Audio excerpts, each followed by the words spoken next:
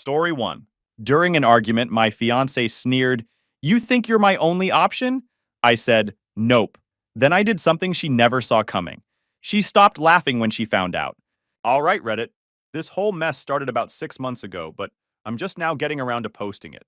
Was engaged to a chick who thought she could treat me like a dog because she's pretty. You think you're my only option? I can wrap whoever I want around my little finger. So I made sure she had those options, nuked everything, and watched her lose her mind. Later, she tried to baby trap me with someone else's baby. Here's what went down. I'm a 28 male crane operator.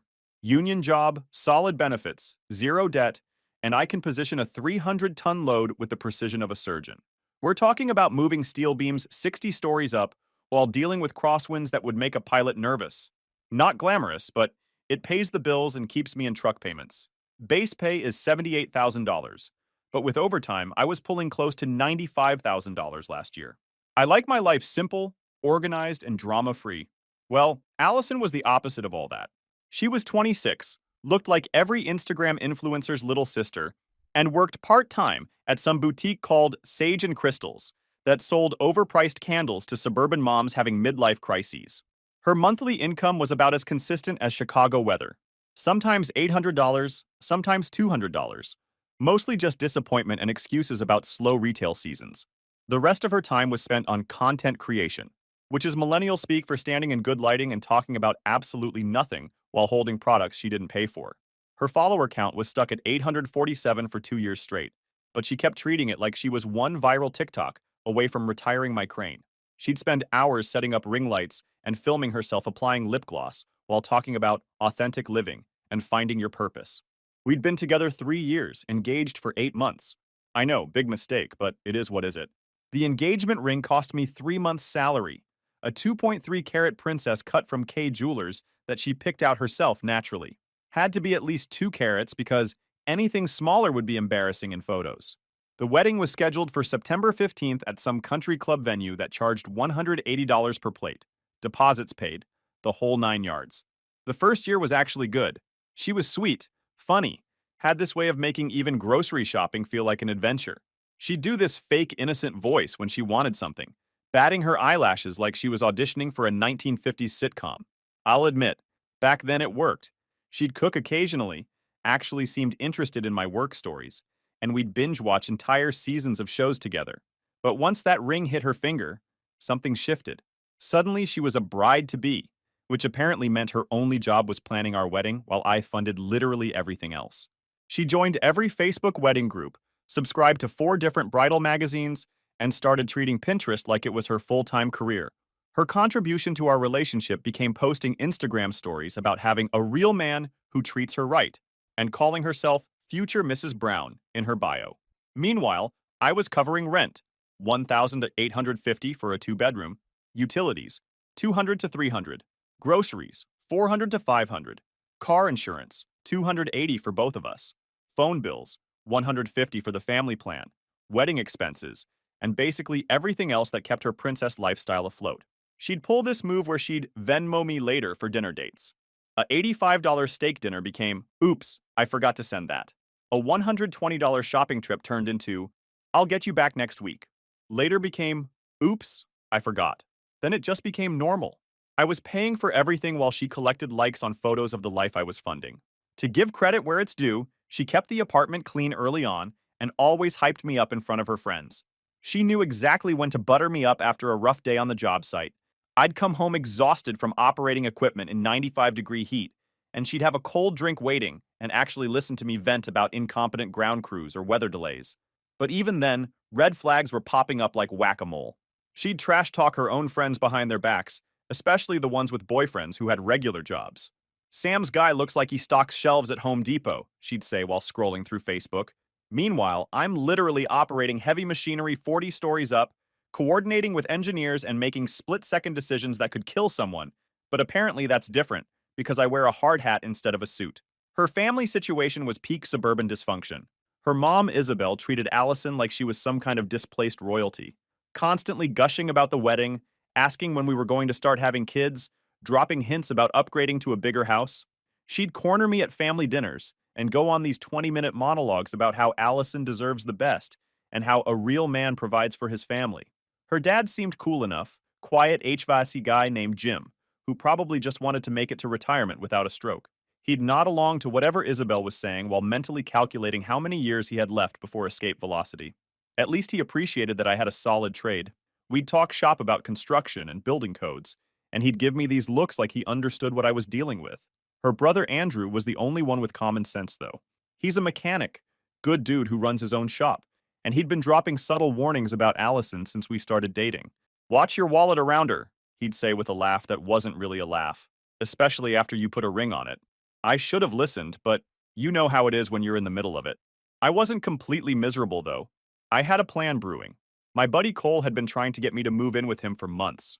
Let's say that plan got accelerated real quick. Thursday rolled around like any other day. I came home from work covered in concrete dust and crane grease, looking forward to a shower and maybe some Netflix. We'd been dealing with a particularly difficult steel placement all week, a 40-story office building downtown where the architect apparently thought gravity was optional. I was exhausted, my back was killing me, and I just wanted to decompress. Instead, I walked into Hurricane Allison at full strength. She was pacing around the living room like a caged animal, phone in hand. Wedding magazines were scattered across the coffee table. She had her laptop open with 17 different tabs showing destination wedding venues. "We're going to Cabo," she announced, not even looking up from her phone. "What?" "My cousin's wedding. It's in Cabo. 5 days. I already RSVP'd for both of us. It'll be perfect for content. You know, engaged couple at a destination wedding." She was already mentally planning her Instagram posts. I stood there processing this information. "When?" "Next month. I booked our flights already." "Well, I put them on hold. You need to pay for them by tomorrow." She said this like she was informing me about the weather forecast. The casual way she said it, like she was asking me to grab milk from the store, made my left eye twitch. I'd been putting in 60-hour weeks to keep up with wedding expenses, and now she wanted to drop another $2,000 on someone else's party. Can I even get those days off? You'll figure it out. You always do. She was already scrolling through resort photos, probably calculating how many outfit changes she'd need. "Allison, that's like $2,000. Just thrown away. For a weekend. We're already spending $42,000 on our own wedding." I gestured at the pile of vendor contracts on the kitchen counter, each one with my signature, my credit card number, my financial future. She finally looked up from her phone, rolling her eyes. "Alan, it's one weekend. Don't be such a baby about it. We're engaged. This is what couples do." Rachel and Mike went to 3 destination weddings last year. It's not about the weekend, it's about respect. You can't just make decisions for both of us and expect me to fund them. I could feel my blood pressure rising. This was the same pattern every time. She'd make plans, I'd object to the cost, she'd make me feel like I was being unreasonable. That's when she laughed. A full-throated, head-thrown-back laugh like I'd just told her the earth was flat. "Respect? Alan, what do you think? You're my only option. I could have had a ring from 3 other guys before you finally stepped up." She gestured at her phone like it was proof of her desirability. "Brad's been texting me for months. Tyler still slides into my DMs. I have choices." The words hit like a slap. This girl who hadn't paid for a phone bill in 2 years, who was wearing an engagement ring I'd gone into debt for, was standing there acting like she was running auditions for my replacement. "Definitely not," I said finally. She nodded, like that proved her point. "Exactly. So stop acting like I owe you explanations. I'm an independent woman, and after we're married, you better remember that. Independent woman who needed me to cover her half of the electric bill. But hey, Slay." She grabbed her purse, the $400 Michael Kors bag I'd bought her for her birthday, and slung it over her shoulder with dramatic flair. "I'm going to Jade's to work on wedding stuff. Figure out your attitude before I get back." The door slammed behind her hard enough to rattle the picture frames. Frames holding photos of trips I'd paid for, dinners I'd covered, moments I'd funded. I stood there looking around at the apartment I'd been paying for, filled with stuff I'd bought, wedding magazines I'd never read, and realized something important. This wasn't a loss. This was my get-out-of-jail-free card. Time to let her options clock in for their shift. Now let me tell you more about my buddy Cole. Guy's been my best friend since 6th grade, back when we convinced our substitute teacher that the class hamster was diabetic and needed emergency sugar packets. He's the kind of guy who can talk his way out of anything and has zero tolerance for drama. Guy's a welder and makes good money. He had this sweet 2-bedroom setup across town, washer and dryer in the unit, balcony with an actual view of the city skyline, parking that didn't require a degree in advanced mathematics. I'd been dragging my feet because change is hard and I'm lazy, but Allison basically handed me the motivation on a silver platter. That night, I sent him a text. Yo, I'm pulling the plug. Still want a roommate? His response was immediate. Bro, thought you'd never ask. Did she finally evolve into her final form? Or what? She said, you think you're my only option? LM foul, bro. She thinks she's the main character in her own Netflix series. When we moving you in? This weekend. I'm going ghost. Wedding's canceled. Holy shit. That's like $40,000 worth of deposits down the drain. Better than a lifetime of this bullshit. I'll stock the fridge with hot pockets and emotional detachment. Cole understood the assignment. He'd been watching this train wreck for 3 years, occasionally dropping hints that I was dating a financial vampire. The man had patience. I'll give him that. Friday morning came and Allison was at her job. The boutique opened at 10 a.m., which meant she'd be gone until at least 3 p.m., giving me a solid 5-hour window. Perfect for Operation Financial Independence. First order of business was her phone. She'd been on my family plan for 2 years because it's cheaper to bundle. Yeah, cheaper for her. I logged into my Verizon account and deleted her line like I was clearing browser history before a job interview. Felt that $85 monthly weight lift off my shoulders immediately. Next up, streaming services. Netflix, Hulu, HBO Max, Disney Plus, Spotify Premium, all mine now. Changed all the passwords. She'd been the primary user on most of these accounts anyway, binge-watching reality TV while I was out making the money that paid for them. Then I called her gym, Planet Fitness on Riverside Drive. She'd been a member for 8 months and used it exactly twice, both times to film herself doing yoga poses for Instagram stories about Self-Care Sunday. The membership was $89 a month for the premium package because she needed access to the massage chairs. I canceled it. Car insurance was next. She'd been on my policy because dealing with insurance companies gives me anxiety. Growing up gives everyone anxiety, sweetheart. Removed her from my State Farm policy and watched my monthly premium drop by $150. Turns out insuring a 22-year-old with a speeding ticket is expensive. Who knew? Then came the wedding cancellation. I spent the entire morning on the phone with vendors, armed with a notebook and the kind of grim determination usually reserved for tax season. Venue first. Riverside Country Club. $8,500 deposit. Non-refundable, but I had to try. The event coordinator, Patricia, actually sounded relieved. Honestly, Mr. Brown, you're the third cancellation this month. The economy has everyone nervous. No refund, but they waived the remaining balance. Catering was next. Anthony's Fine Dining, $12,000 deposit for 150 guests. The owner was surprisingly cool about it. Brother, you're dodging a bullet. I've seen too many guys go broke trying to impress people who don't even like them. He kept $4,000 for administrative costs, but refunded the rest. DJ was easy. A local guy. Kept $500, refunded $1,200, and actually thanked me for being honest instead of ghosting him. Photographer Sarah kept $1,000 out of $3,500, but seemed happy to get her September Saturday back. Florist was a nightmare. Some bougie place called Petals and Arrangements kept all $2,800, claiming they'd already ordered the flowers. Total scam, but I didn't have the energy to fight it. Most of the deposits were non-refundable, but I managed to get back about $8,200. Every phone call felt like lifting weights off my chest. Plus, it's still cheaper than divorce. The wedding dress was the best part. She'd put it on layaway at David's Bridal, a $2,100 monstrosity with enough beading to outfit a small army. She'd been making minimum payments while I covered the balance. I called them up, explained the situation, and got a full refund since she'd never actually taken possession. $3,000 back in my pocket just like that. Before I packed up my stuff, I did something petty but necessary. I printed out a high-resolution photo of myself holding a dry erase board with "Save the Date Never" written on it. I replaced the main mirror in her vanity setup with this picture and positioned her ring light so it would frame it perfectly when she turned it on. Then I took the engagement ring. It was sitting in its little velvet box on the dresser, probably worth more than my truck. Not to pawn it, that would have been tacky. But it was mine, bought with my money, and she wasn't getting a consolation prize for being terrible at relationships. By lunch, I'd moved everything out.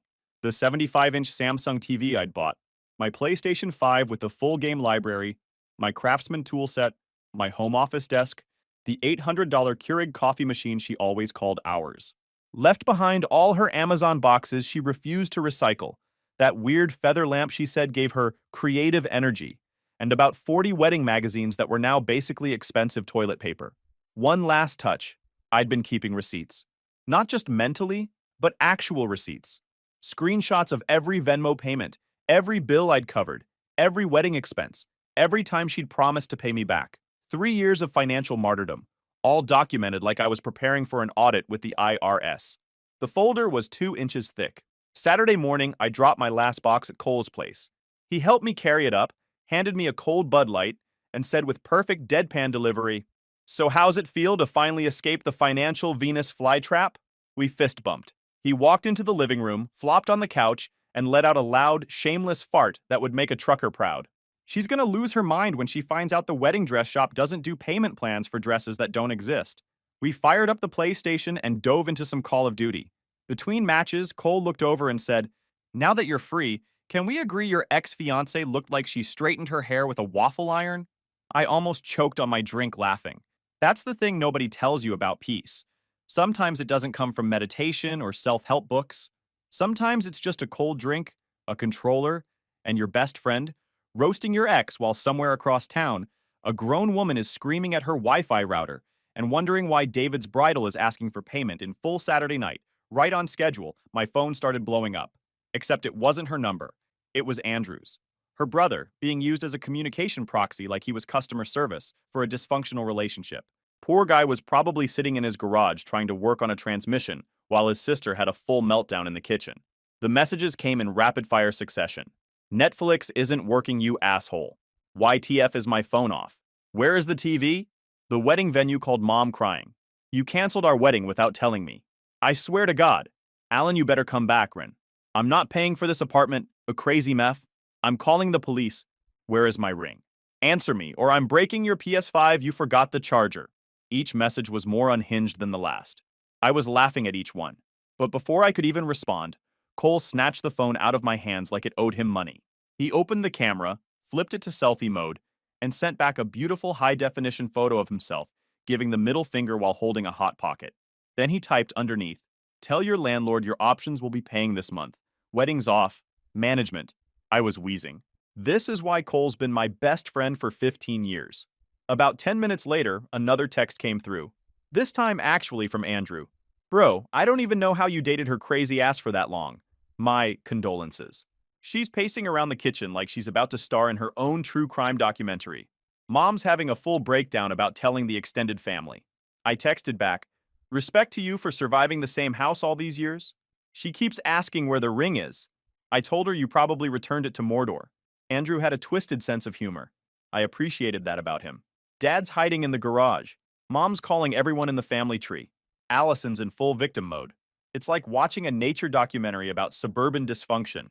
That night, I took some practical precautions. Changed the Wi-Fi password to Independent Woman 007, removed her from all shared accounts, and canceled her Amazon Prime access, just in case she thought she could use the Fire Stick to stream her way back to financial dependence. Then, I shit you not, she posted this on Instagram. Caption: "Sometimes you have to lose a man to find yourself. I'm finally free. Not all fairy tales have happy endings, but mine is just beginning. Healing.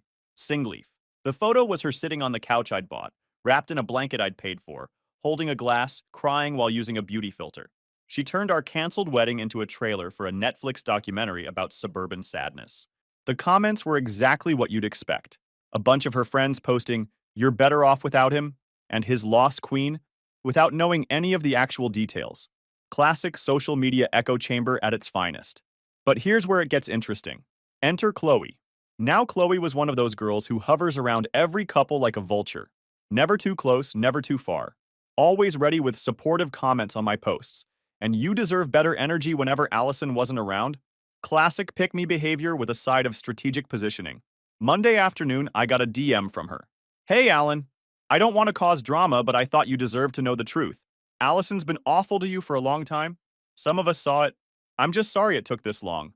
You dodged a bullet canceling that wedding." Then she drops the atomic bomb. Screenshots from their group chat. "Alan is so easy to manipulate. LOL, wedding planning is just an excuse to buy stuff. He thinks he's my fiancé, but he's really just my ATM with a ring. I've got 3 guys lined up for after the honeymoon. He's so pathetic. Pays for everything and thinks I'm grateful, LOL. Can't wait to get his last name and half his stuff." But the real kicker? Screenshots of Allison texting some dude named Kevin. Full-on sexting, talking trash about me, making plans to visit him while I was out fixing her car battery in the driveway. She was literally cheating on me while planning our wedding, probably using our shared Google Calendar to schedule her affairs. Chloe followed up with, I always knew you were a real one. If you ever want to talk or hang out sometime, I'm here. I waited exactly 3 minutes, then replied, appreciate the info. Honestly, you're the only one who seemed to have any common sense in that whole circus. She sent back a heart emoji. Then I sent one more message. Too bad loyalty's only useful after the ship sinks. Tell the others I said thanks for the entertainment. Peace. Blocked her immediately. Look, I'm not bitter. I'm just allergic to snakes trying to wear empathy as cologne. Cole saw the whole exchange and just shook his head. Damn, that girl's got the depth of a puddle in the desert. 3 weeks of blissful silence. I was working full days, hitting the gym with Cole, sleeping like a man who no longer had to worry about someone else's financial crisis. I'd picked up some overtime shifts. Life was good. Then I got the text. Unknown number. Alan, it's Allison. I'm pregnant. We need to talk about the wedding. I stared at the message for a full 10 seconds, then started laughing. I texted back, congratulations. Who's the father? Her response was immediate. Are you kidding me? It's yours, obviously. I'm 8 weeks along. We need to get married before I show. Now, I'm not a doctor, but I am excellent at basic math. And according to my calculations, we hadn't done anything intimate since January. It was now May. Either she was carrying the longest pregnancy in human history, or she thought I was stupid enough to fall for this. We'd barely been in the same room for the last month of our relationship, let alone the same bed. 8 weeks? We broke up over a month ago. We haven't had sex since January. Well, maybe I'm 6 weeks. Still no. Okay, fine, 4 weeks. The point is we need to have a small ceremony. Just immediate family. I sat there watching this woman try to manipulate time itself through text messages. Allison, physics doesn't bend because you're desperate. So I called her. She picked up on the first ring, voice all soft and trembling like she was auditioning for a soap opera about teenage pregnancy. Alan, I know we had our problems, but this changes everything. We created a life together. Don't you want to do the right thing? Allison, whose baby is it really? She snapped back into defensive mode faster than a mousetrap. I told you, it's yours. I would never cheat. We're supposed to be married. Time to play my ace. Interesting. So Kevin doesn't exist? The silence was so long. Then, who's Kevin? Not even a good lie. Just pure panic disguised as confusion. Kevin, your side piece for the past year. The one you've been sexting while I planned our wedding. The one you were planning to visit while I was fixing your flat tire. I could hear her breathing getting shallow on the other end. More silence. I could practically hear her brain short-circuiting. I don't know what you're talking about. Screenshots don't lie, Allison. Your girl Chloe flipped on you faster than a politician in an election year. She showed me everything. That's when she completely lost it. With Chloe, what do you mean? Component placement. That bitch! Zrenia. Alan, that snake is just jealous and bitter. Kept screaming about Chloe being a fake friend, a jealous snake, a liar, and several other things that probably aren't in the dictionary. Full banshee mode. I had to hold the phone away from my ear. I hung up while she was mid-screech. 2 hours later, she called back. Different approach this time. Trembling voice, fake vulnerability. The whole performance. Okay, the baby is yours. I did the math wrong before. We can have a small wedding. I'll pay for half. You did the math wrong on your own pregnancy. I was emotional. Look, I know you canceled everything, but we can still make this work. Vegas, maybe? Something small? She was really committing to this performance. So now she was doubling down on the lie while admitting she'd been lying. The mental gymnastics were impressive. Let me get this straight. You cheated, got pregnant by another dude, and now you're trying to rush me into marriage because Kevin bailed? That's not... I didn't... You're confusing me. I'm not confusing you. You're just terrible at lying. I'm not lying. I love you. I want to marry you. And yes, Kevin ghosted me. Please, Alan. Cool. Then take a paternity test. I will. Great. Don't call me until you have the results. I hung up again. She never called back. Funny how that works. A couple weeks passed. I was settling into my new routine. Work, gym, hanging with Cole, actually having money in my bank account at the end of the month. Life was good in that simple, drama-free way that makes you appreciate basic peace. I'd started picking up some side work on weekends, small crane jobs that paid cash. My savings account was looking healthier. Then Andrew called with an update from Ground Zero. According to him, Allison had gotten evicted from our old apartment after telling the landlord I'd forgotten to pay rent. She'd moved back in with her parents, dragging Kevin along for the ride. Yeah, Kevin. The same Kevin who'd supposedly ghosted her. Turns out she'd guilt-tripped him hard, sent him novels about how I'd abandoned her during her pregnancy, how she needed a real man to step up, how I'd left her at the altar and destroyed her dreams. Kevin, apparently lacking both brain cells and self-respect, bought the whole sob story and showed up with a duffel bag ready to play house. Andrew said at family dinner, Kevin tried to explain how he was growing into his responsibility and that real men own their mistakes. The guy was 24, worked at a tire shop, and drove a 2011 Honda Civic with a bad muffler. Meanwhile, Allison was posting cryptic Facebook statuses next to blurry ultrasound photos, talking about new beginnings and unexpected blessings. The best part? Kevin had no idea about the timeline. He thought I'd left her mid-pregnancy, that I'd abandoned my own kid and canceled our wedding out of spite. Allison had spun the whole thing like a Lifetime movie about heartbreak and betrayal. Andrew told me, dude thinks he's riding in on a white horse to save the day. Andrew was just sitting back watching it all unfold like a nature documentary. I'm just here for the explosion, he told me. Well, he didn't have to wait long. That Saturday, Cole and I were having a perfect day. We just finished watching some UFC fights. Main event was a heavyweight brawl that ended with both guys unconscious on the canvas. We had burritos from this killer place down the street, apartment clean, life good. I was telling Cole about this new job site where we're building a 50-story residential tower, when someone started pounding on the door like they had a warrant and a grudge. Cole and I looked at each other. I opened the door. There they were. Kevin, puffed up like he'd been inflated with testosterone and stupidity, and Allison behind him, arms crossed, clearly pregnant, wearing full makeup like she was about to film a courtroom drama. Kevin stepped forward like he was about to deliver a monologue from a bad action movie. You think you can abandon a pregnant woman and walk away without consequences? You left her at the altar, man. I'm here to teach you a lesson. Man to man. Great. Bro watched a YouTube video of how to become an alpha in 3 steps and decided to make his move. Behind him, Allison actually started clapping. Not exaggerating, she was clapping like he just delivered a killer punchline at a comedy club. Show him, babe. Show him what a real man does when someone disrespects his woman. I stood there watching this whole performance, trying not to laugh. Kevin looked like he spent serious time in the gym, but had never been in an actual fight. Big arms, soft middle, and eyes that didn't match the energy coming out of his mouth. One of those guys who benches 315 but has never thrown a punch outside of a video game. He charged. Didn't say anything else, just launched himself forward like he thought I'd stand there and let him tackle me. But I've been working construction for 10 years, dealing with equipment malfunctions and emergency situations where a split-second delay can mean the difference between life and death. Quick reflexes come with the territory. I stepped aside, grabbed his shirt mid-lunge, and used his own momentum to send him face first into the concrete walkway.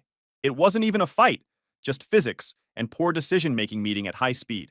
He hit the ground hard, making a sound like a deflating balloon mixed with wounded pride. Blood started trickling from his nose, and I could hear him whimpering about his ribs. Allison gasped like this was some shocking plot twist instead of the natural result of attacking someone on their own property. Then she snapped. Eyes wild, voice hitting frequencies that could shatter glass, she bolted toward my truck with something metallic in her hand. Looked like a key or maybe a screwdriver. Before I could react, Cole appeared like he'd been shot out of a cannon. Still chewing his burrito, he grabbed her by the elbow and yanked her away from my truck with reflexes I didn't know he possessed. Ma'am, this is a Nissan, he said, still mid-chew. Not your emotional support punching bag. Get the hell out of my way, Cole. Don't get between us. Lady, are you naturally that stupid, or do you have to practice sometimes? Geez. She twisted and screeched, trying to break free. But Cole's got that deceptively strong grip that comes from years of welding and heavy lifting. Kevin stumbled to his feet, ego deflated, eyes watering from his concrete facial. I stepped forward, calm as a lake, and pointed directly at both of them. Take your pregnant disaster and get off my property before I call the cops and make this everyone's problem. Kevin didn't say a word, just nodded once and helped Allison shuffle toward his beat-up car like they were leaving the scene of a crime. The muffler was so loud it sounded like a chainsaw having an asthma attack. She was still yelling as they drove off, but I couldn't make out the words over the sound of his exhaust system. Cole and I stood there for a minute. Then he wiped his hands on his hoodie and said, Bet that kid's first word is going to be unstable. An hour later, my phone lit up. Isabel, Allison's mom, in full meltdown mode. Walls of text about how I'd assaulted a pregnant woman and broke Kevin's rib and was going to jail for this. Also something about how I'd ruined her daughter's wedding dreams and destroyed the family's reputation. I didn't respond. Just screenshotted everything and called my lawyer. First thing Monday morning, I filed for a restraining order. Attached all the evidence: the texts, the pregnancy lies, the confrontation, Kevin's failed WWE audition, and just for good measure, copies of all the canceled wedding contracts showing I'd been the one paying for everything. I wasn't angry. I wasn't even surprised. I was just done with the whole circus. A week after the restraining order got approved, Cole sent me a link with the message. Bro, you're gonna love this. It was a GoFundMe page. Title: Pregnant, Abandoned at the Altar, and Starting Over. Broken heart emoji. The description read like a script from a daytime soap opera, full of lies, manipulation, and vague threats about miscarriage if she didn't get enough donations. She was asking for money for doctor bills, relocation costs, emotional trauma support, and rebuilding after wedding disaster. She'd even posted a photo of herself in a wedding dress, not the one I'd canceled, but some cheap knockoff from Amazon. The caption claimed it was, "The dress I'll never get to wear because my ex-fiancé abandoned me and our unborn child." Cole had already donated $1 with the comment, "Thoughts and prayers. Buy a clue." The page got reported and taken down within 48 hours.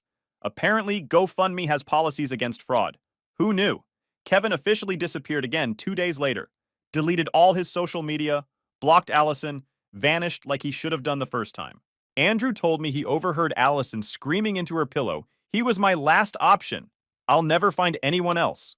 The irony was beautiful. As for me, I kept building my life back up, picked up extra shifts at work, got a raise to $82,000 base, bought better tools.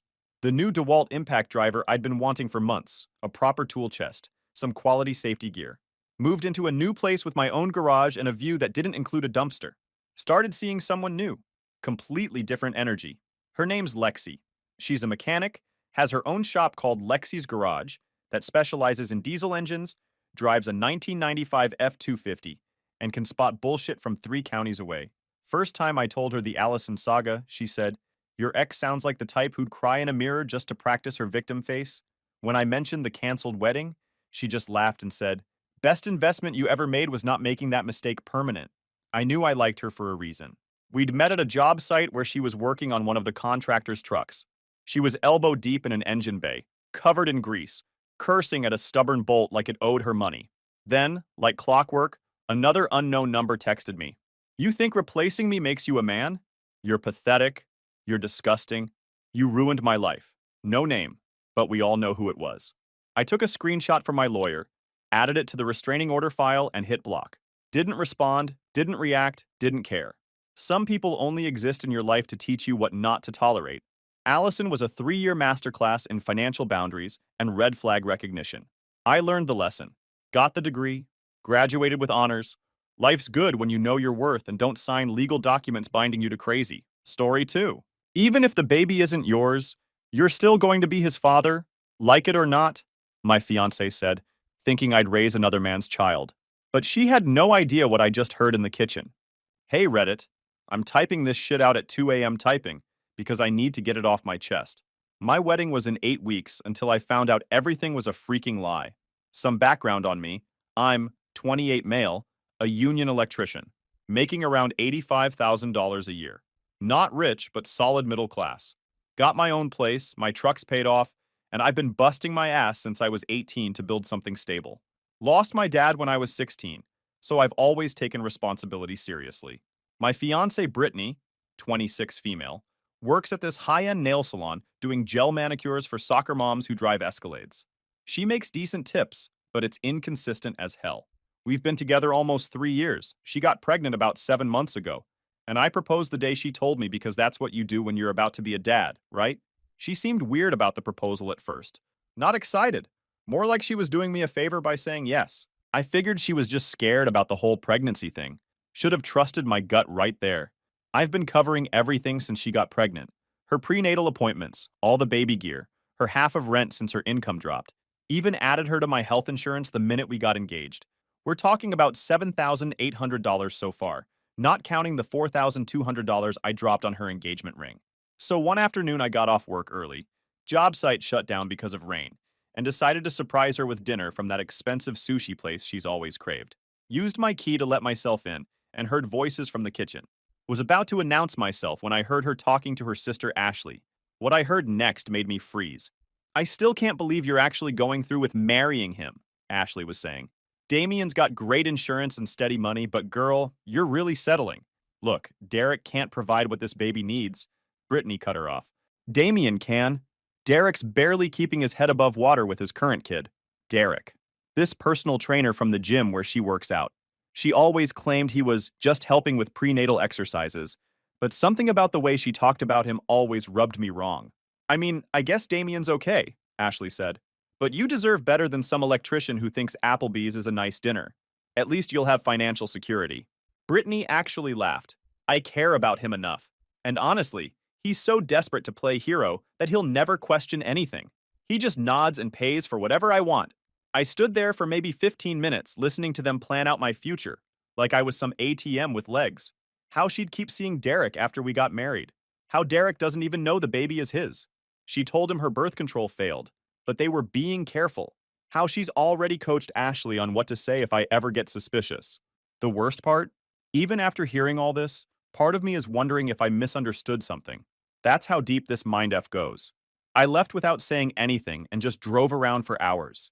Came home and she's acting completely normal, showing me some $200 baby monitor she wants to order, talking about honeymoon plans, asking if I'm excited about becoming a daddy. I kept looking at this engagement ring that cost me 2 months of overtime and wanted to smash something.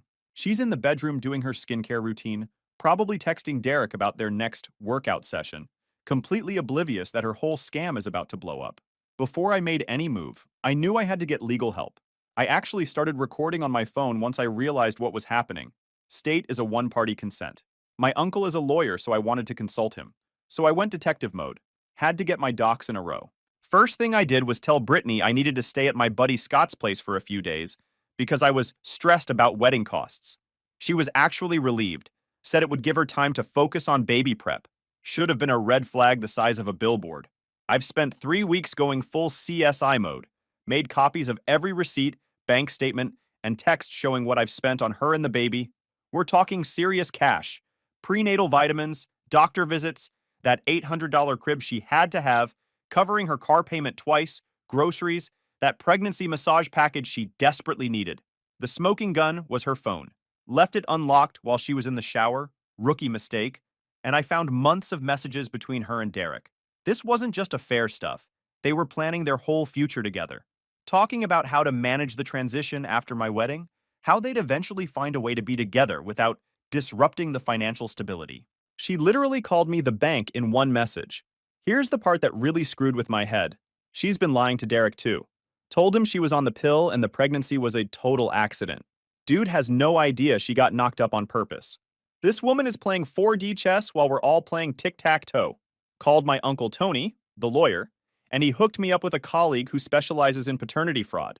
Yeah, that's a real thing that happens enough to need specialists. Who knew? Tony told me to get a prenatal paternity test before doing anything else. More expensive than waiting, but it would give me ironclad proof.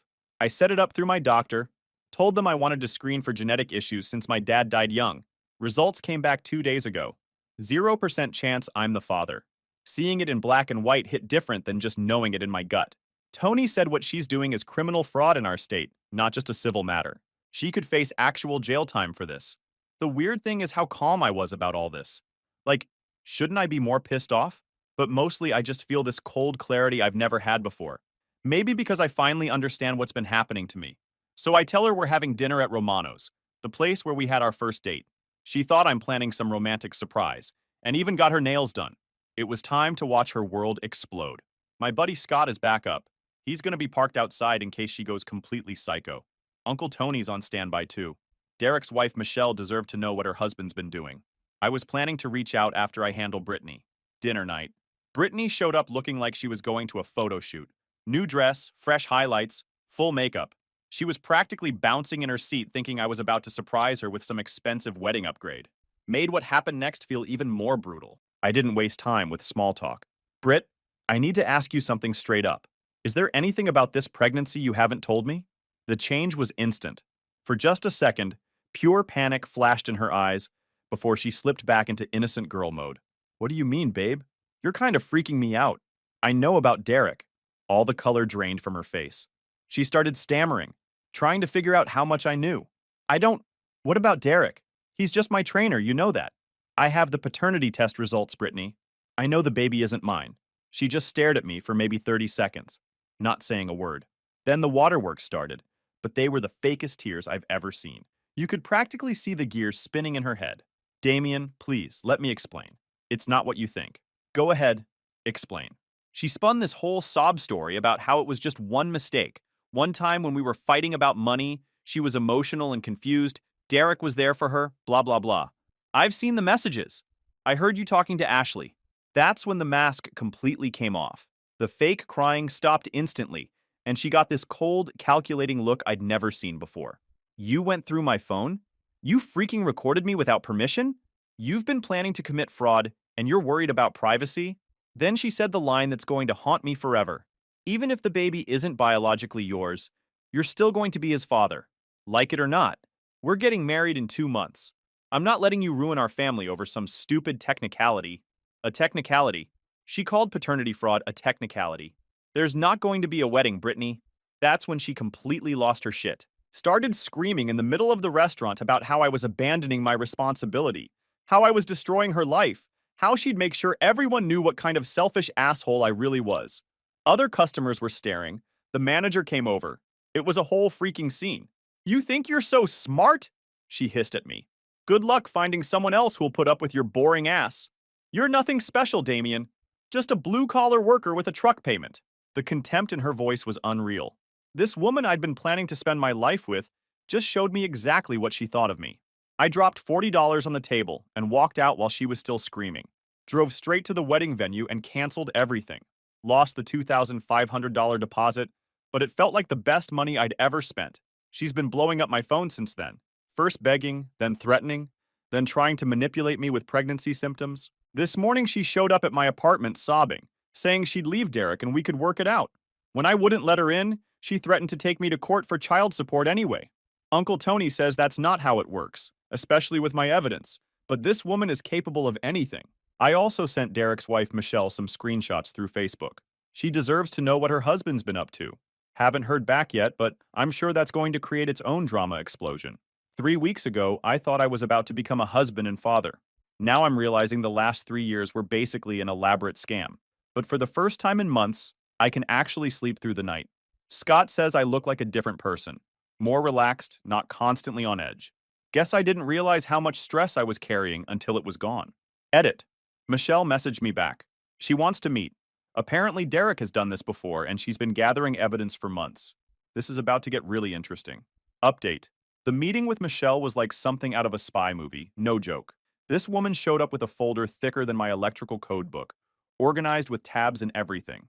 Turns out she's been suspicious of Derek for over a year and hired a private investigator 6 months ago.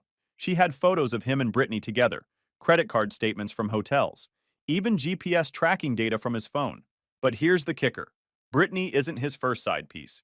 This dude's been cheating on his wife for 3 years straight. I needed something big enough that he couldn't talk his way out of it in divorce court, Michelle told me. A secret baby was exactly what I was waiting for.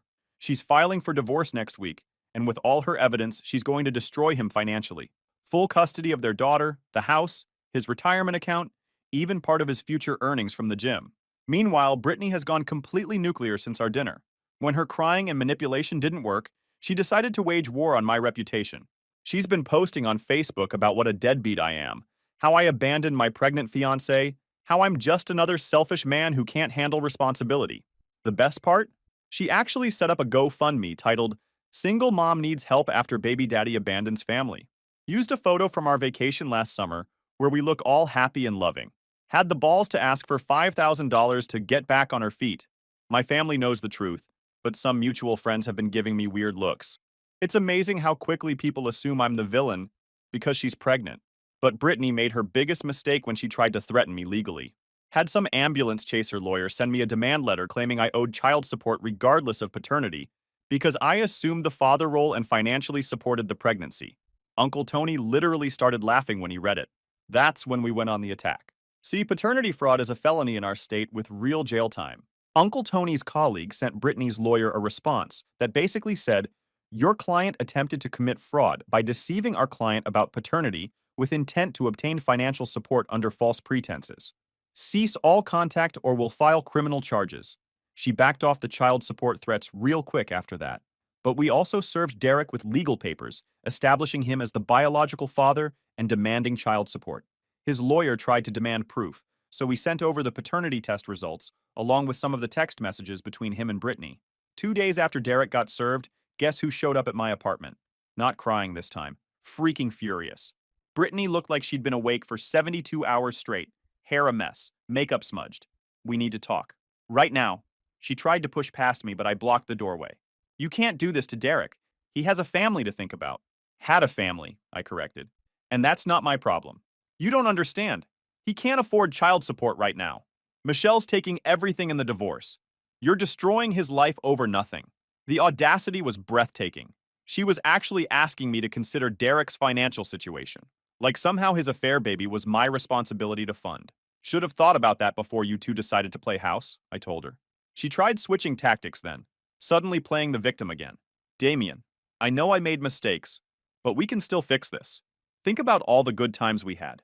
Don't you want to be a father? Not to another man's kid? That's when her mask slipped completely, and the real Brittany came out. Do you have any idea how hard it is to depend on someone else for everything? I needed security, Damien. I needed to know my baby would be taken care of. So you committed fraud. I did what I had to do, she screamed. You think it's easy being with someone like you? Someone who thinks Olive Garden is fine dining and buys tools instead of taking me on real vacations? There it was. The truth about what she really thought of me. All those times she made comments about wanting nicer things or seeming embarrassed when we hung out with her salon friends. I was never good enough for her. Just good enough to pay her bills. Get the hell off my property, I said, stepping back to close the door. Fine, she snarled. But don't come crawling back when you realize what you've lost. Good men don't abandon pregnant women, Damien. Everyone's going to see what kind of selfish prick you really are. Let them. The people who matter know the truth. I slammed the door and locked it. For the first time in months, I felt completely at peace. But the fun wasn't over yet. Derek called me the next day, crying like a little bitch. Damien, man, please don't ruin my life. I didn't know she was trying to trap you. I thought you guys were solid. That made it okay to screw my fiancé? We can work something out. I'll pay you back for the medical stuff, whatever you spent. Just don't make me pay ongoing support. I'm about to lose everything in the divorce. I hung up on his pathetic ass. Ashley, Brittany's sister, decided to join the harassment campaign. Started texting me at all hours calling me a selfish piece of shit and a coward who abandons pregnant women. You're destroying my sister's life because you're too insecure to handle the truth, one text read. She's better off without a loser like you anyway. Hope you're happy ruining an innocent baby's future. Then she started calling, leaving voicemails about how I'm just a loser nobody who should be grateful someone like Brittany even looked at you twice. The entitled attitude runs in the family, apparently. She could have had anyone, Ashley screeched in one voicemail. But she settled for your boring ass, and this is how you repay her? You're pathetic. I blocked her number after the 5th call. Don't need that toxic bullshit in my life. Edit. The legal stuff is moving fast. Uncle Tony filed paperwork to officially remove any parental rights or obligations I might have had. We're also suing for reimbursement of all baby-related expenses. Edit 2. Michelle and I are coordinating our cases. Her lawyer is helping with mine too since we're both going after Derek. Edit 3. Scott has been helping me move all of Brittany's stuff out of my place. Found some interesting things in her junk drawer that I'm saving for later. Update. Hey, I'm back again. These people just keep digging themselves deeper holes, and it's honestly entertaining at this point. It's like watching The Three Stooges, but with more fraud and baby drama. Derek's been calling me every few days now, each time more desperate than the last. Yesterday, he tried a new approach, offering to split child support with me. Like we're going to co-parent his mistake together. Come on, man. You were going to raise the kid anyway. What's the difference? The difference, you cheating piece of shit, is that one scenario involves me being a father and the other involves me being a mark in a con game. I blocked his number, but Brittany? She decided to take things public in the worst way possible. This crazy bitch showed up at my job site Tuesday morning. A commercial project downtown with about 30 guys working. Rolled up 8 months pregnant, tears streaming, screaming about how I abandoned my family. That's him. She was pointing at me while I'm up on a ladder running conduit. That's the father of my baby. He just left us with nothing. My foreman Dave came over like, Damien, what the hell is this about? The whole crew stopped working to watch this shit show. She's sobbing about how I promised to marry her, how I'm leaving her homeless, how she doesn't know how she'll feed the baby. I climbed down and walked over to her real calm like, Brittany, you need to leave. Now. I'm not going anywhere until you do the right thing. Everyone deserves to know what kind of man you really are. So I pulled out my phone and played one of the recordings I made. Her voice, clear as day, talking to Ashley about how I'm just the bank, and Derek is the real father. The whole job site went dead quiet. Anyone else want to hear more? I asked. Nobody said a word. Brittany's face went white, then red. Then she started screaming about illegal recordings and violations of privacy. Dave told her to get off the site or he'd call the cops. She left, but not before shouting that I'd regret humiliating her like this. My crew was looking at me like I'd grown a second head. Then Scott, who works on the same job, started slow clapping and pretty soon half the guys were cheering. Well, that was more dramatic than a movie, Scott announced to the whole crew. Damien just got unplugged from the Matrix, boys. That woman had more twists than our electrical conduit. Dave pulled me aside after and said, Jesus Christ, Damien. Good thing you found out before the wedding. No kidding, Scott chimed in. Damien almost got shocked by the wrong kind of current. Thank God for that recording. Talk about having the right tools for the job. The guys were cracking up. Scott kept going. She wanted Damien to be the father? More like she wanted him to be the father cucker. Get it? Like mother... We get it, Scott, Dave said, shaking his head but laughing. But here's where it gets interesting. Remember how I mentioned finding stuff in Brittany's drawer when we cleaned out her things? Well, among her old receipts and random junk, I found something very interesting. Derek's wife's business card. Turns out Michelle runs her own accounting firm. Called her up and had a very productive conversation. Seems Derek's been hiding money from her in preparation for the divorce. Moving cash around, claiming lower income, the whole 9 yards. Michelle's been trying to track it down, but needed someone with access to Derek's personal life. Guess who has months of text messages between Derek and Brittany talking about money, future plans, and Derek's financial situation? Michelle and I met up yesterday, and I showed her everything. Derek's been telling Brittany he makes way more than he's claiming in divorce court. He's also been planning to quit his gym job and move to another state with Brittany after her baby is born. Something that would conveniently make child support enforcement much harder. This is gold, Michelle said, photographing everything. He's been claiming he only makes $35,000 a year, but these messages show him talking about a $60,000 salary plus side income from private training. We're putting together a package that's going to absolutely destroy Derek in court. Hidden income, plans to flee the state, admissions of the affair, evidence of him fathering a child while married. Michelle's lawyer says it's going to be beautiful to watch. But I'm not done yet. See, Brittany's been spreading lies about me all over social media, trying to destroy my reputation. She posted on those local Facebook mom groups about how I'm a deadbeat, shared my photo, even posted the address of my electrical company, asking people to let them know what kind of man they're employing.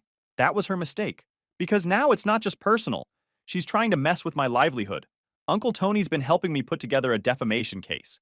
Screenshots of every post, every comment, every lie she's spread. We're going after her for damages to my reputation and lost business income. But the best part is still coming.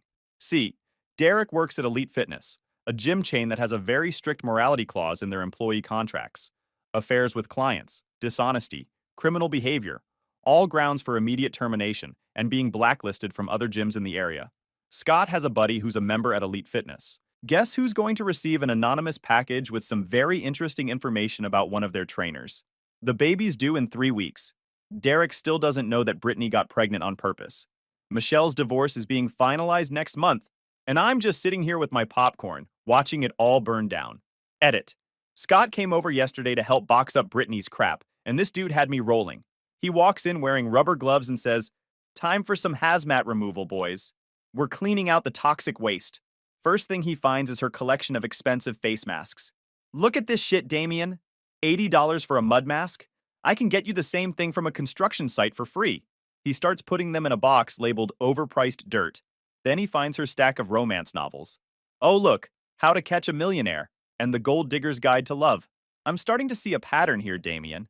This is like a how-to manual for what she did to you. But the best part was when he found her Victoria's Secret receipts. Dude, she spent $300 on lingerie last month. I'm guessing it wasn't for you unless you suddenly developed a thing for leopard print. He waves the receipt around. More red flags than a communist parade? We found her diary. I didn't read it, but Scott couldn't resist. Listen to this gem. Derek makes me feel alive, but Damien makes me feel secure. Jesus Christ, Damien. You were dating a walking contradiction. That's like saying, I love pizza, but I'll marry broccoli because it's healthy. By the end, Scott had created a whole comedy routine out of packing her stuff. This relationship had more issues than a magazine subscription, brother. Good thing you canceled before the next issue arrived. Update. Holy shit, Reddit. It's like watching a controlled demolition. Everything's falling down exactly the way I planned, and it's more satisfying than that scene in Fight Club where the buildings collapse. First, the gym situation. Scott's buddy delivered that anonymous package to Elite Fitness Management on Monday. By Wednesday, Derek was fired. Apparently having an affair with a client while married, getting her pregnant, and lying about his income violates about 17 different policies. The gym manager actually called me to verify some of the information and thanked me for bringing it to their attention.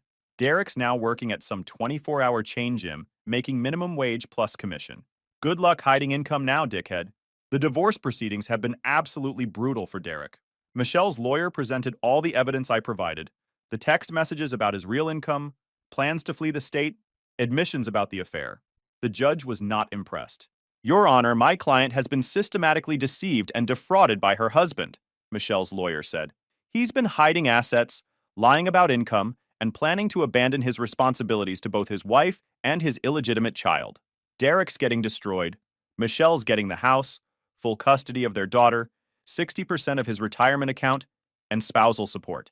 Plus, Derek's now on the hook for child support for 2 kids instead of 1. But wait, it gets better. Brittany had the baby last week. Healthy boy. But here's where it gets hilarious. Derek showed up to the hospital expecting some happy family moment, and Brittany told him to get the F out. I can't be with someone who can't provide for us, she told him right there in the maternity ward. I need stability for my son. This woman orchestrated an entire fraud to get Derek's baby a stable father figure, then rejected him when he became financially responsible for said baby. You literally cannot make this shit up. Derek's been calling me again. I got a new number, but Uncle Tony's been keeping track of everything for the harassment case. Now he's begging me to take a DNA test to prove the baby isn't mine. Like that changes anything. Maybe we got it wrong, man. Maybe you are the father after all. Desperation makes people stupid. The defamation lawsuit is moving forward nicely. Uncle Tony's documented 47 separate instances where Brittany posted false information about me on social media. My boss at the electrical company is backing me up. He says 3 potential clients specifically mentioned seeing something online about me and decided to go with other contractors. That's documented lost income, boys. In this economy, that shit adds up fast. But the absolute best part? Remember how Brittany set up that GoFundMe asking for money as a single mom abandoned by baby daddy? Well, someone, definitely not me, wink wink, posted screenshots of our text conversations in the comments, along with photos of the paternity test results. The GoFundMe got taken down within 24 hours for fraud. Brittany had to return the $1,200 she'd already collected. She's now being investigated by the platform for misrepresentation. Ashley's been posting on social media about how I'm a deadbeat and how family comes first. These people are all cut from the same cloth, entitled, manipulative, and completely delusional about taking responsibility for their actions. Brittany's lost her job at the nail salon. Showing up screaming at my work site didn't look good for business. Lost Derek, and is now facing a defamation lawsuit that's going to cost her more money than she'll make in the next 5 years. Meanwhile, I'm thriving. Got a promotion at work. Turns out not being constantly stressed about a manipulative bitch makes you way more productive. Bought myself a new truck with the money I'm not spending on someone else's problems. Started dating again too. Met a woman named Lisa through Scott's girlfriend. She's a nurse, has her own place, her own car, her own life. Doesn't expect me to fund her existence or solve all her problems. It's refreshing as hell. The legal stuff should be wrapped up in a few weeks. Hopefully I'm getting back every penny I spent on Brittany and the baby. Michelle's getting her divorce settlement, and Brittany's dealing with the consequences of her own choices. Edit. For those asking about the new girl, we're taking it slow. Both of us believe in actually getting to know someone before making major life decisions. Edit 2. Derek tried to friend me on Facebook yesterday. The nerve of this man. Edit 3. Brittany's apparently living with her mom now. Her mom called to apologize and said Brittany's always been a difficult child. No shit, lady. Final update. All right, Reddit. This is my final update on this whole shit show. It's been 8 months since I discovered the truth, And I wanted to wrap this up with a nice bow because you guys have been with me through every step of this journey. The legal victories were total slam dunks. Got back every penny I spent on Brittany and baby expenses. $7,847 plus legal fees. Derek's paying child support and will be for the next 18 years. The defamation case against Brittany was settled out of court for an undisclosed amount. Let's just say it was enough to put a down payment on a very nice house. Derek's life completely imploded, and it's beautiful to watch. Michelle cleaned him out in the divorce. She got the house, full custody, his retirement account, spousal support, the works.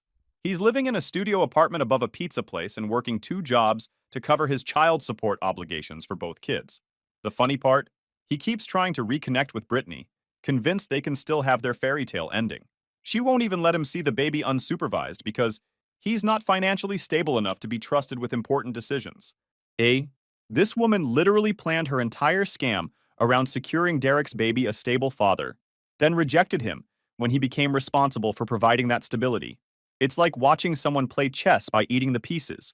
Brittany's life is exactly what she was trying to avoid by scamming me. She's a single mother working at a gas station, living with her parents, struggling to make ends meet. Her Instagram went from posting photos of expensive dinners and designer bags to complaining about formula costs and sleepless nights.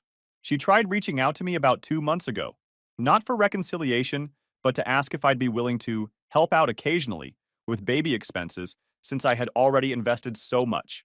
The freaking delusion. I blocked her number immediately. My life? Complete 180. That promotion at work came with a $15,000 raise. Bought a house in a nice neighborhood, 3 bedrooms, 2-car garage, decent yard for grilling and hanging out. Scott helped me move in and said it's the happiest he's ever seen me. He showed up to help me move with a cooler full of drinks and a t-shirt that said, "Moving sucks, but at least you're not a single mom." "Welcome to your new bachelor pad, Damien," he announced. "No more walking on eggshells. No more funding someone else's lifestyle. And best of all, no more listening to complaints about your tool collection." He walks through the empty house making commentary on everything. "This is the kitchen where you'll cook whatever the hell you want without someone bitching about carbs. This is the living room where you can watch sports without hearing about how football is stupid and violent. And this," he opens the garage door, "is where your tools will live in peace without being called clutter." Then he finds the master bedroom. "And this, my friend, is where you'll sleep soundly knowing nobody's planning to baby trap you while you're unconscious. Sweet dreams are made of this, Damien." As we're setting up my new TV, Scott raises his drink. "Here's to Damien's new house. May it be filled with honesty, loyalty, and 0% chance of affair babies." "You're an idiot, Scott." "Yeah, but I'm a loyal idiot who doesn't screw other people's fiancés. That's apparently a rare quality these days. Lisa and I have been together for 6 months now, and it's the healthiest relationship I've ever had. No games, no manipulation, no constant drama. She actually contributes to conversations instead of just agreeing with whatever I say. She pays for her own shit and doesn't expect me to fund her lifestyle. Revolutionary concept. We're talking about moving in together next year.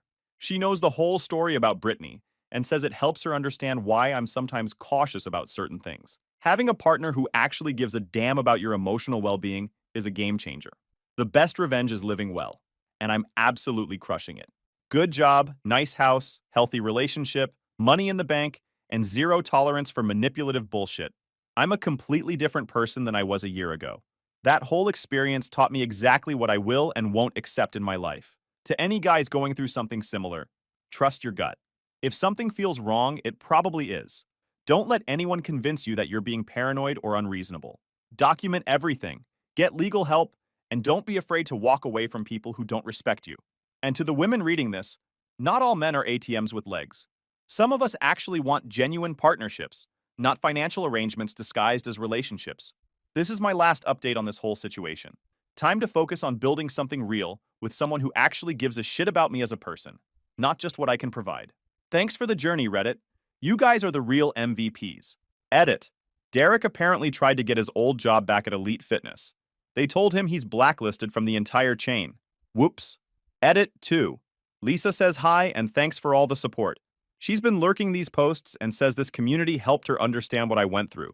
She also thinks Derek's an idiot, and Brittany got what she deserved. Edit 3. To the guy who DM'd me asking for advice about his own situation. Posted some resources in our men's rights about paternity fraud and legal protection.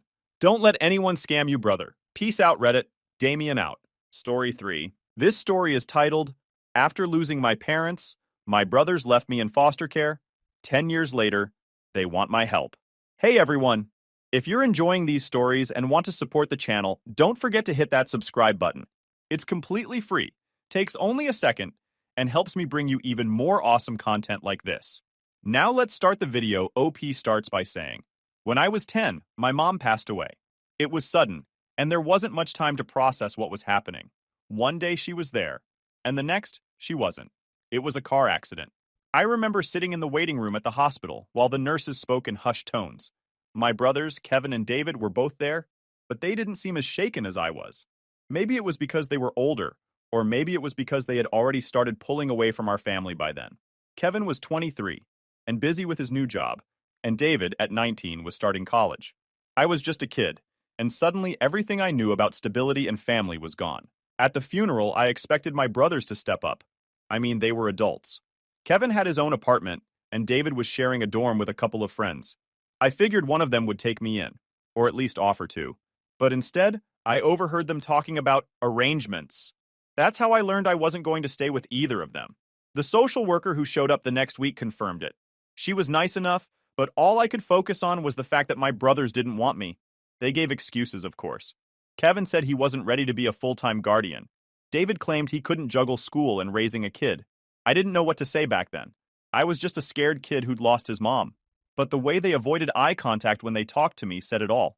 They weren't interested in taking on that responsibility. I was shuffled into the foster care system without much fanfare.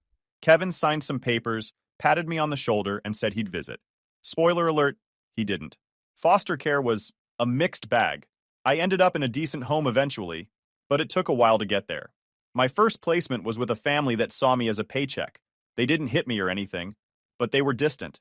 Meals were served on time, the fridge was stocked, but the house always felt cold. My foster parents didn't talk to me unless it was necessary, and they had 2 older kids who made it clear I wasn't part of their little family. I spent most of my time alone, sitting in my room with my mom's old photo album. It was one of the few things I'd managed to take with me.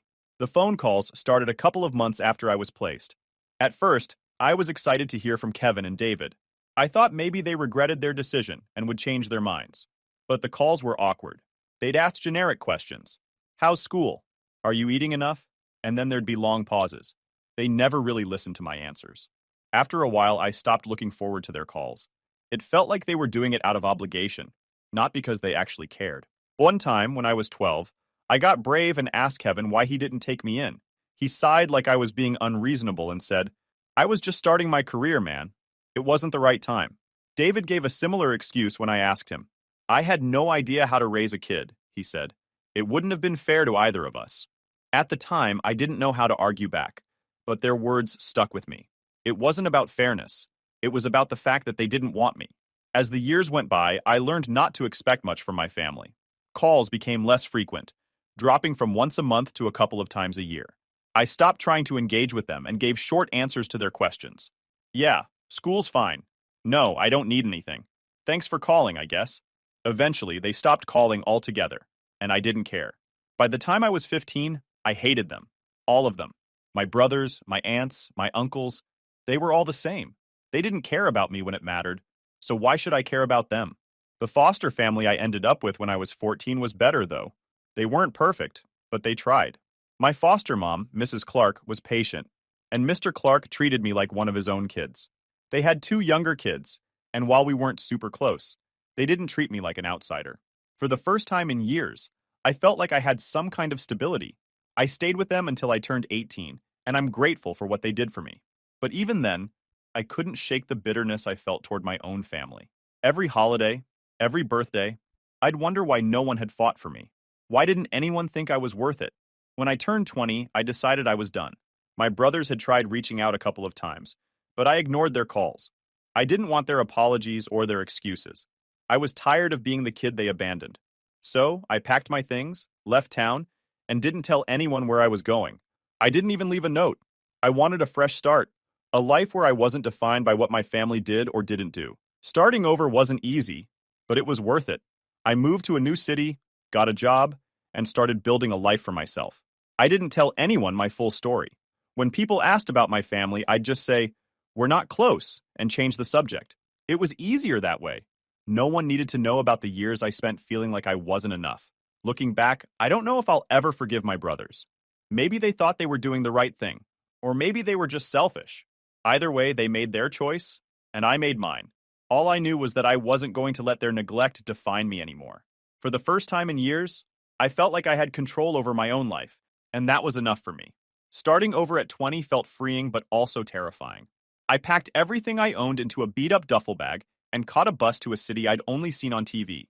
I didn't know anyone there, but that was the point. I wanted a clean slate, where no one knew me as the kid who got left behind. I didn't have much of a plan, just enough money to get by for a couple of weeks, and a vague idea that I'd figure things out as I went. The first few months were rough. I stayed in a cheap hostel while I looked for work, eating instant noodles most days and stretching every dollar.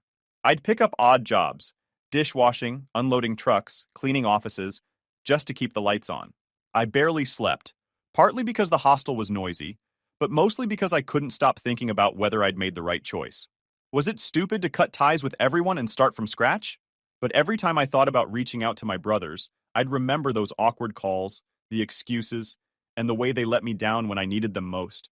That was enough to keep me moving forward. Eventually, things started to click. I landed a job at a small coffee shop, the kind of place where the regulars knew your name and tipped in crumpled dollar bills. The pay wasn't great, but it was steady, and the owner, Mrs. Patel, took a liking to me. She reminded me a bit of Mrs. Clark, my last foster mom. Kind but no nonsense. She'd nag me about eating more vegetables and staying out of trouble, which I secretly appreciated. It had been a long time since anyone cared enough to do that. Working at the coffee shop gave me a sense of stability I hadn't felt in years. I started making friends with some of the regulars, like Alex, who ran the bookstore next door, and Lisa, a student who always came in with her nose in a textbook. For the first time in forever, I felt like I had a community. No one asked about my past, and I didn't offer any details. They just knew me as the guy who made a killer latte and always had a joke ready. It was enough. At 22, things got even better. That's when I met Sarah. She came into the coffee shop one rainy afternoon, soaked to the bone and looking like she'd had the worst day ever. Her umbrella had broken, and she was running late for a meeting, but she still stopped to order a chai latte. When I handed it to her, she smiled and said, "Thanks for not judging me for looking like a drowned rat." I laughed and said, "Hey, you're the best-dressed drowned rat I've seen all day." She rolled her eyes, but I could tell she was amused. Sarah started coming in more often after that, and before long, we were chatting every time she stopped by. She was 30, a little older than me, and worked as a graphic designer. She had this easy confidence about her, like she knew exactly who she was and didn't care what anyone else thought. It was refreshing, especially since I'd spent so much of my life feeling like I had to prove myself to people who didn't care anyway. After a few weeks, I worked up the nerve to ask her out. To my surprise, she said yes. Our first date was simple. We grabbed burgers from a food truck and walked around the park. We talked for hours about everything and nothing. She told me about her childhood, growing up as an only child with parents who adored her, and how she'd always dreamed of traveling the world. I told her about working at the coffee shop, and my dream of one day opening my own place. I didn't tell her much about my family, though. I just said we weren't close and left it at that. Sarah didn't push for details, which I appreciated. She seemed to understand that I wasn't ready to talk about it, and she respected that. At least in the beginning, our relationship moved quickly. By the time we'd been dating a year, we were talking about moving in together. I'd saved up enough to get out of the hostel and into a tiny apartment, but Sarah's place was nicer, so I ended up moving in with her. It felt strange at first, living with someone who was so close to their family. Her parents would call every few days just to chat, and she'd tell them everything. What we'd had for dinner, what movies we'd watched, even small stuff like the new coffee shop we'd tried. I wasn't used to that kind of openness. My instinct was always to keep things to myself. Sarah was patient with me, though.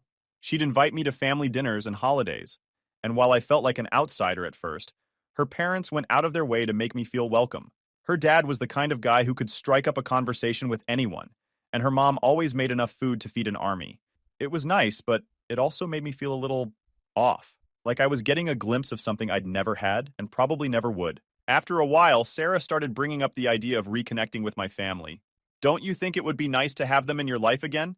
she asked one night as we were eating dinner. I froze, my fork halfway to my mouth. "Not really," I said. She looked surprised. "But they're your family," she said, like that was supposed to mean something. I told her I didn't want to talk about it, and she dropped it. Or at least, I thought she did. Looking back, I think Sarah genuinely believed she was helping. She grew up in this tight-knit, supportive family, so I don't think she could understand why anyone would want to cut ties with their own blood.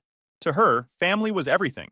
But to me, family was just a reminder of all the times I'd been let down. For a while, things were good. Sarah stopped bringing up my family, and I let myself believe she'd finally understood where I was coming from. We started talking about the future, marriage, kids, maybe even buying a house someday. It felt like we were building something solid, something I could rely on. For the first time, I thought maybe I'd finally found my happy ending. But as I'd soon learn, some things aren't as solid as they seem. It started with a text message. I didn't recognize the number, so I almost ignored it. But curiosity got the better of me, and I opened it. The message said something like, "Hey, it's been a long time. I know this is out of the blue, but I'd really like to catch up." The name at the bottom stopped me cold. Kevin, my oldest brother. At first, I thought it had to be some kind of mistake or spam. Kevin wouldn't reach out after all these years, right? But as I read the message again, it was clear he knew exactly who he was talking to. He mentioned a few things only my brother would know. Stuff about our mom and the neighborhood we grew up in. My stomach sank. How did he get my number? I stared at the message for a long time, debating whether to respond. Part of me wanted to throw my phone across the room, and another part of me wanted to call him and scream. But in the end, I didn't do either. I just blocked the number. I thought that would be the end of it. It wasn't. Later that night, I brought it up to Sarah. "You won't believe who texted me today," I said, trying to keep my voice casual. She looked up from her laptop, curious. "Who?" "Kevin. My brother," I said. Her reaction wasn't what I expected. Instead of shock or concern, she gave me this weird, guilty look. "Oh," she said softly. "I was going to tell you about that." I froze. "Tell me about what?" She hesitated, and that hesitation told me everything I needed to know. "I gave him your number," she admitted. It felt like the floor dropped out from under me. "You what?" "I just thought," she started, but I cut her off. "You thought what? That I wouldn't notice? That it was okay to completely ignore everything I've told you about my family? I thought maybe if you talked to him, you'd realize it's not as bad as you think," she said, her voice defensive now. "You've been holding on to this anger for so long, and I just wanted to help you move past it." "Help me?" I snapped. "Do you have any idea what you've done? You had no right." Her face crumpled, but I didn't care. I couldn't believe she'd gone behind my back like this, especially after all the times I'd told her how I felt about my family. I thought she understood. I thought she respected my boundaries. Clearly, I was wrong. She tried to explain herself, saying she only wanted to help and that she didn't mean any harm. But to me, it didn't matter what her intentions were. She crossed a line and I couldn't look past it. "I can't do this," I told her finally. "We're done." Her eyes widened. "You're breaking up with me? Over this?" "It's not just this," I said. "It's the fact that you don't respect me enough to listen. I told you how I felt, and you went behind my back anyway. I can't be with someone who thinks they know better than me about my own life." She started crying, which only made me angrier. "I'm sorry," she sobbed. "I didn't mean to hurt you. Please, let's talk about this. We can fix it." But I didn't want to talk anymore. I'd said everything I needed to say. "You need to move out," I told her. "Take as much time as you need, but I want you gone." She cried harder, begging me to reconsider, but my mind was made up.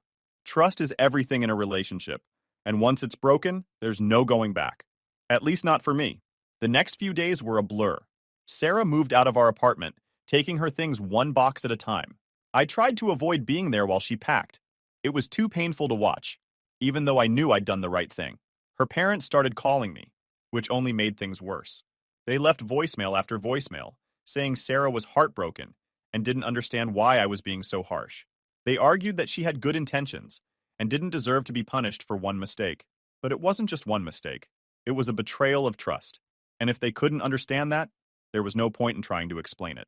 I blocked their numbers too. One night, about a week after Sarah moved out, I sat on the couch staring at the empty space where her bookshelf used to be. I felt this weird mix of emotions. Anger, sadness, relief. Part of me missed her, but another part of me was glad she was gone. I couldn't shake the feeling that this breakup was inevitable, that sooner or later, her idea of family and mine were bound to clash. Looking back, I think Sarah genuinely believed she was helping me. She thought she was fixing something that was broken, but what she didn't understand is that some things don't need fixing. Some things are better left alone. I didn't need closure with my brothers. I didn't need to forgive them or have a heart-to-heart. All I needed was the peace that came from knowing I was in control of my own life. Sarah couldn't see that, and in the end, that's what drove us apart.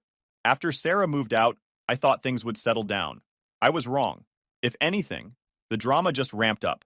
Sarah's parents kept trying to get involved. Even though I'd blocked their numbers, they found ways to get messages to me.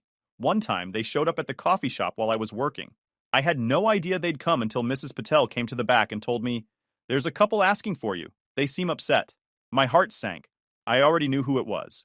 When I walked out to the front, there they were, Sarah's mom and dad, looking like they'd just stepped off a suburban family postcard. Her mom had tears in her eyes, and her dad looked ready to give me a lecture. "We just want to talk," her dad said as soon as he saw me. I sighed. "I'm at work. This isn't the time or place." "Well, you haven't given us much of a choice," her mom said, her voice trembling. "You blocked our numbers, and Sarah is devastated. You won't even hear her out." "There's nothing to hear," I said, trying to keep my voice calm. "She broke my trust. End of story."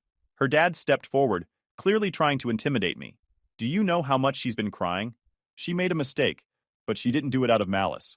She cares about you, and she was only trying to help." I took a deep breath, trying to hold back the frustration bubbling inside me.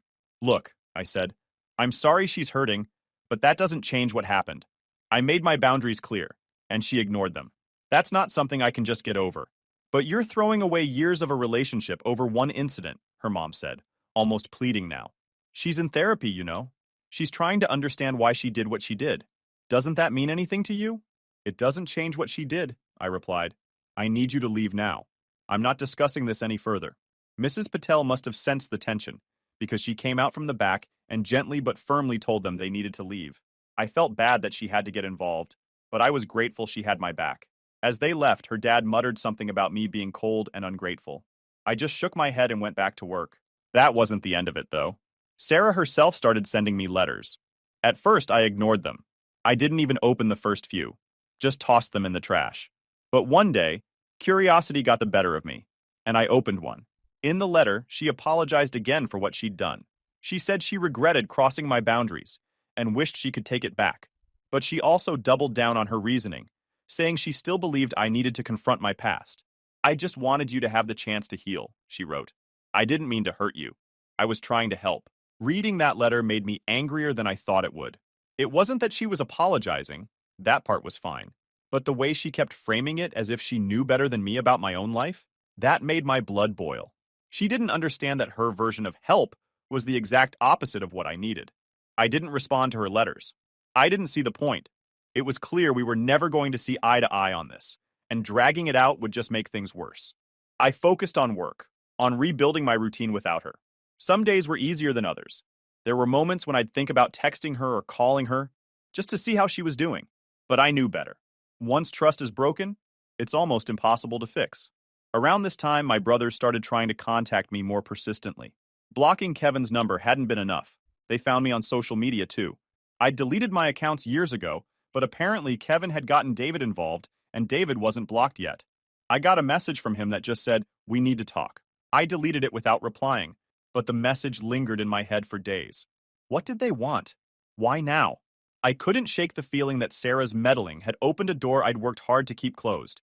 It made me resent her all over again, even though I knew I was the one who had to deal with it now. Eventually, I decided to send David one last message. It was short and to the point. "I'm not interested in talking. Please stop contacting me." I blocked him immediately after sending it. I thought that would be the end of it. I was wrong again. One night, I was sitting in my apartment when I got a knock on the door. I wasn't expecting anyone, so I hesitated before opening it. When I finally did, I was stunned to see Kevin standing there. "What are you doing here?" I asked, my voice cold. "I just want to talk," he said, holding his hands up like he was surrendering. "Can I come in?" "No," I said flatly. "Whatever you have to say, you can say it here." He looked taken aback but nodded. "Look, I know you're mad at me and David. I get it. We should have done more when Mom died. We screwed up, but we've been trying to make it right, and you keep shutting us out." I crossed my arms. "You had 10 years to make it right. Why now?" He hesitated. "We didn't know how to reach you. And then Sarah reached out. She told us what happened, and it got us thinking. We just want a chance to fix things." Hearing him say her name felt like a punch to the gut. "Sarah had no right to get involved," I said through gritted teeth, And you have no right to show up here uninvited. I've made it clear I don't want to talk to you. Kevin's face fell, but I didn't care. I'm sorry, he said quietly, for everything. I miss my little brother. You should have thought about that before you abandoned him, I said. Then I shut the door in his face. That night, I couldn't sleep. Seeing Kevin brought back memories I'd tried to bury, memories of being a scared, lonely kid, wondering why no one wanted him. It reminded me why I'd cut ties in the first place. Some people don't deserve second chances. After Kevin showed up at my door, I knew I had to make some changes. Blocking numbers and ignoring messages wasn't enough anymore. My family had a way of creeping back in, no matter how clear I made it that I didn't want anything to do with them. It felt like I was constantly looking over my shoulder, waiting for the next message or knock at the door. I hated feeling that way, like I wasn't fully in control of my own life.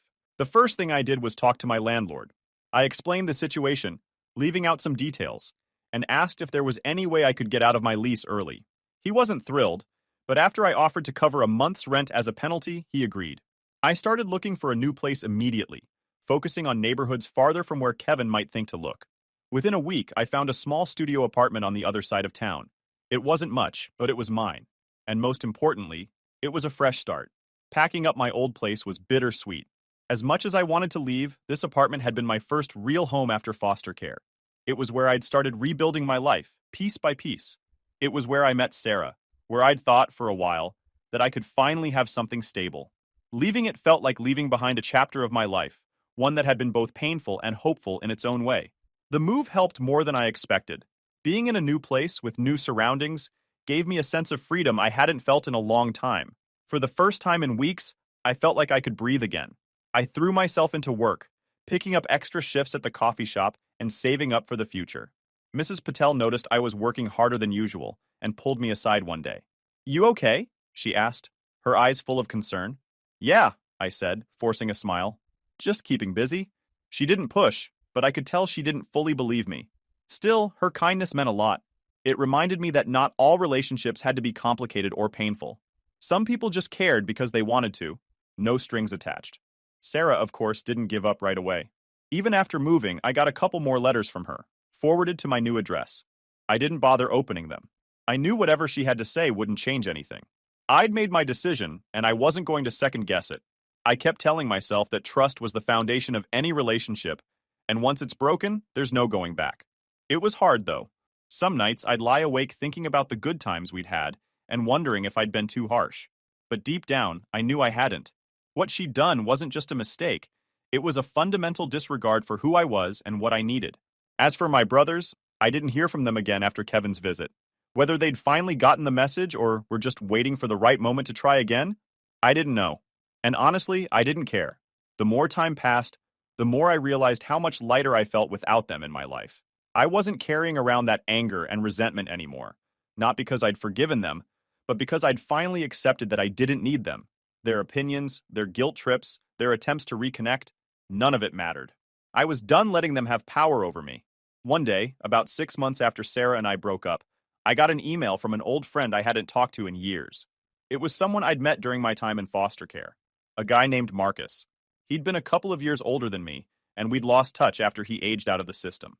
Seeing his name in my inbox was a surprise, but a welcome one. In his email, Marcus said he'd recently moved to my city and was working as a mechanic. He asked if I wanted to grab coffee sometime and catch up. I hesitated at first. Letting someone from my past back into my life felt risky, especially after everything that had happened. But Marcus wasn't like my brothers or Sarah. He knew what it was like to grow up without a safety net, to feel like you had to figure everything out on your own. So I replied and set up a time to meet. Seeing Marcus again was like stepping back into a world I'd almost forgotten. We talked for hours, sharing stories about our foster families, and laughing about the dumb stuff we used to do as kids. He told me about his struggles trying to find stable work after aging out and how he'd finally landed on his feet. I told him about my job at the coffee shop and my dream of one day opening my own place. At one point, Marcus leaned back in his chair and said, "You've done good for yourself, man. I'm proud of you." It caught me off guard. I wasn't used to hearing that from anyone, let alone someone who knew the darker parts of my past. But it meant a lot, more than I could put into words. Over the next few months, Marcus and I became close friends again. Having someone who understood my past, who didn't judge or try to fix me, was a game changer. He reminded me that family isn't always about blood. It's about the people who show up for you when it counts. With Marcus's encouragement, I started thinking seriously about my future. I'd been saving up for years, and while I wasn't anywhere near ready to open my own coffee shop, the dream didn't feel as far off as it used to. For the first time in a long time, I felt like I was building something real, something that was entirely mine. Looking back, cutting ties with Sarah and my brothers was one of the hardest decisions I've ever made, but it was also one of the best. It taught me the importance of boundaries, of standing up for what I need and not letting anyone guilt me into compromising that. I don't regret the choices I made, even though they were painful. They brought me to where I am now, a place where I can finally start moving forward. As for my family, I wish them well, but I don't need them in my life. I've learned that some relationships aren't worth saving, and that's okay. Not every story needs a happy ending. Sometimes the best thing you can do is walk away and focus on building the life you deserve. Story 4. This story is titled, My Deadbeat Brother Spent Years Partying While I Transformed Dad's Failing Company into a $150 million empire. At the shareholders' meeting, he had me fired and humiliated. I left quietly. Hi, everyone. Before we dive in, a quick favor. If you enjoy content like this, please hit the subscribe button. It's free, supports the channel, and make sure you never miss out on amazing videos. All right, let's get started. Hey, Reddit. You ever have one of those moments where everything in your life feels like it's hanging by a thread? That's where I was 10 years ago, staring at a mess I didn't create but couldn't ignore. Let me backtrack a bit. My dad built this company from nothing. He was brilliant at what he did, but managing money? Not so much. By the time I was 26, fresh out of business school, the company was bleeding money. My dad looked 10 years older than he was, buried under stress, and my older brother Adam wasn't helping. Adam was 31 at the time, and while I was busting my ass learning about supply chains and financial models, he was, let's just say, living it up. He had this effortless charm that made him the favorite. Always had, always would. I knew that. It wasn't new, but it still stung. The wake-up call came one night when I found my dad sitting in his office, surrounded by stacks of unpaid invoices and contracts that were going nowhere. He didn't even notice me walk in. His desk looked like a disaster zone, and he looked like he hadn't slept in weeks. When he finally noticed me, he said, I think it's over, son. I don't know how to fix this. That hit me harder than I expected. I don't know if it was the weight of his words or the realization that everything he worked for might collapse, but something inside me just clicked. I told him I'd handle it. I don't know if he believed me at the time, but he didn't argue, and honestly, I think he was just relieved someone was stepping up. From that moment, I practically lived at the office. I learned every detail about how the company worked, or more accurately, how it wasn't working. I got familiar with the numbers, renegotiated contracts, and talked to every client who'd walk through the door. A lot of them didn't want to hear from me. I was young, inexperienced, and they'd already lost trust in us. I can't tell you how many times I got told no or got doors shut in my face, but I just kept showing up. People noticed that, you know? Even the ones who didn't like me much started to take me seriously after a while. The first year was brutal. I mean, I was pulling 16-hour days minimum. My dad was still technically running things, but he left most of the decisions to me. I cut unnecessary spending left and right. That included some of Adam's more indulgent expenses. He had this thing where he'd charge personal stuff to the company account, and no one ever stopped him. I stopped it. He didn't take that well. I still remember him showing up at the office one day just to laugh at me. Look at you playing CEO, he said. Don't get too comfortable. Dad'll never let you have it. I ignored him, like always. I knew how this game worked. Adam was the favorite. He always got the credit for things he didn't do and the benefit of the doubt when he screwed up. But I wasn't doing this for approval. I was doing it because I couldn't let my dad's work go down the drain. By the end of that year, things started to turn around. We weren't thriving yet, but we weren't drowning either. Slowly, we started building a reputation again. Clients began to come back. Employees started to trust that their jobs weren't on the chopping block, and the company was actually making money. It wasn't a lot, but it was something. Here's the thing about success, though. It doesn't fix everything. My dad was proud of the progress we'd made, but in his eyes, Adam could do no wrong. No matter how much I accomplished, Adam was always his golden boy. At family dinners, my dad would talk about Adam's business sense, even though Adam was barely around. Meanwhile, I was crunching numbers and planning expansion strategies, while everyone else was talking about vacation. It wasn't fair, but life rarely is. I decided pretty early on that I didn't need the credit. If Adam wanted to take all the praise, fine. I had bigger goals in mind. My dad's approval would have been nice, sure, but what mattered to me was making the company something worth being proud of, something sustainable, something I could look at and say, Yeah, I did that. In the years that followed, the company transformed. We started offering new services, developed some tech solutions that set us apart, and expanded into markets we never thought we could reach. Revenue grew steadily, from scraping by to hitting 8 figures and eventually crossing into 9. It was surreal watching something that was once on the brink of collapse turn into an industry leader. I should have felt on top of the world, but there was always this undercurrent of tension. Adam. He wasn't as absent anymore. As the company became more successful, he started popping up at the office more often, acting like he was an integral part of the operation. Everyone knew better, but no one said anything, not even Dad. Looking back, I think that was the first sign that something was off. Adam didn't like that the spotlight wasn't entirely on him anymore. He'd joke about how I was too serious or needed a life outside the office. But behind those jokes, there was this edge to him, like he was gearing up for something. I didn't know what, but I could feel it. Still, I kept my head down and focused on the work. I wasn't about to let his insecurities derail what I'd spent years building. At least that's what I told myself. In reality, I didn't think he could do much damage. I underestimated him. That was my first mistake. But for now, let's just say that by the time we hit $150 million in revenue, the cracks were already starting to show. I just didn't realize how deep they were. I knew something was off the second Dad called for the shareholder meeting. It wasn't like he'd never gathered us before, but this one felt different. The way he phrased it, a significant announcement about the company's future, had a finality to it. I figured it was about his retirement. After all, he'd been talking about stepping back for years now, especially after the company had stabilized. I wasn't nervous. If anything, I was ready. I'd been running the company for years in all but title, and this meeting seemed like a formality to make it official. I'd worked my ass off for this. I wasn't looking for a pat on the back, but I figured this was the natural progression. Who else would take over? Adam showed up late, of course. That was classic Adam. I was already at the boardroom table, going over my notes for the presentation I'd prepared, when he strolled in like he didn't have a care in the world. He was all smiles, shaking hands, cracking jokes. Everyone loved him. That's the thing about Adam. You'd almost forget that he'd never done anything to earn the respect he got. He just had this way of making people feel like he belonged, even when he didn't. He gave me a wink as he sat down, and something about it made my stomach turn. Not because I was scared. Adam had never been a real threat, but because it felt calculated. I brushed it off. No sense in letting my imagination run wild before the meeting even started. Dad walked in a few minutes later, looking tired but determined. He gave his usual spiel about the company's history, how much it meant to him, how proud he was of what we'd achieved. It was a bit over the top, but that was Dad. He liked to set the stage before dropping the big news. When he finally got to the point, he stood up, adjusted his glasses, and said, "It's time for me to pass the torch." He paused, looking around the room like he was waiting for applause or something. After much consideration, I've decided that Adam will be the new CEO. I swear, time stopped for a second. My brain refused to process what I'd just heard. Adam? CEO? Surely this was a mistake. I looked at Adam and he was grinning ear to ear. Not surprised, not caught off guard, grinning.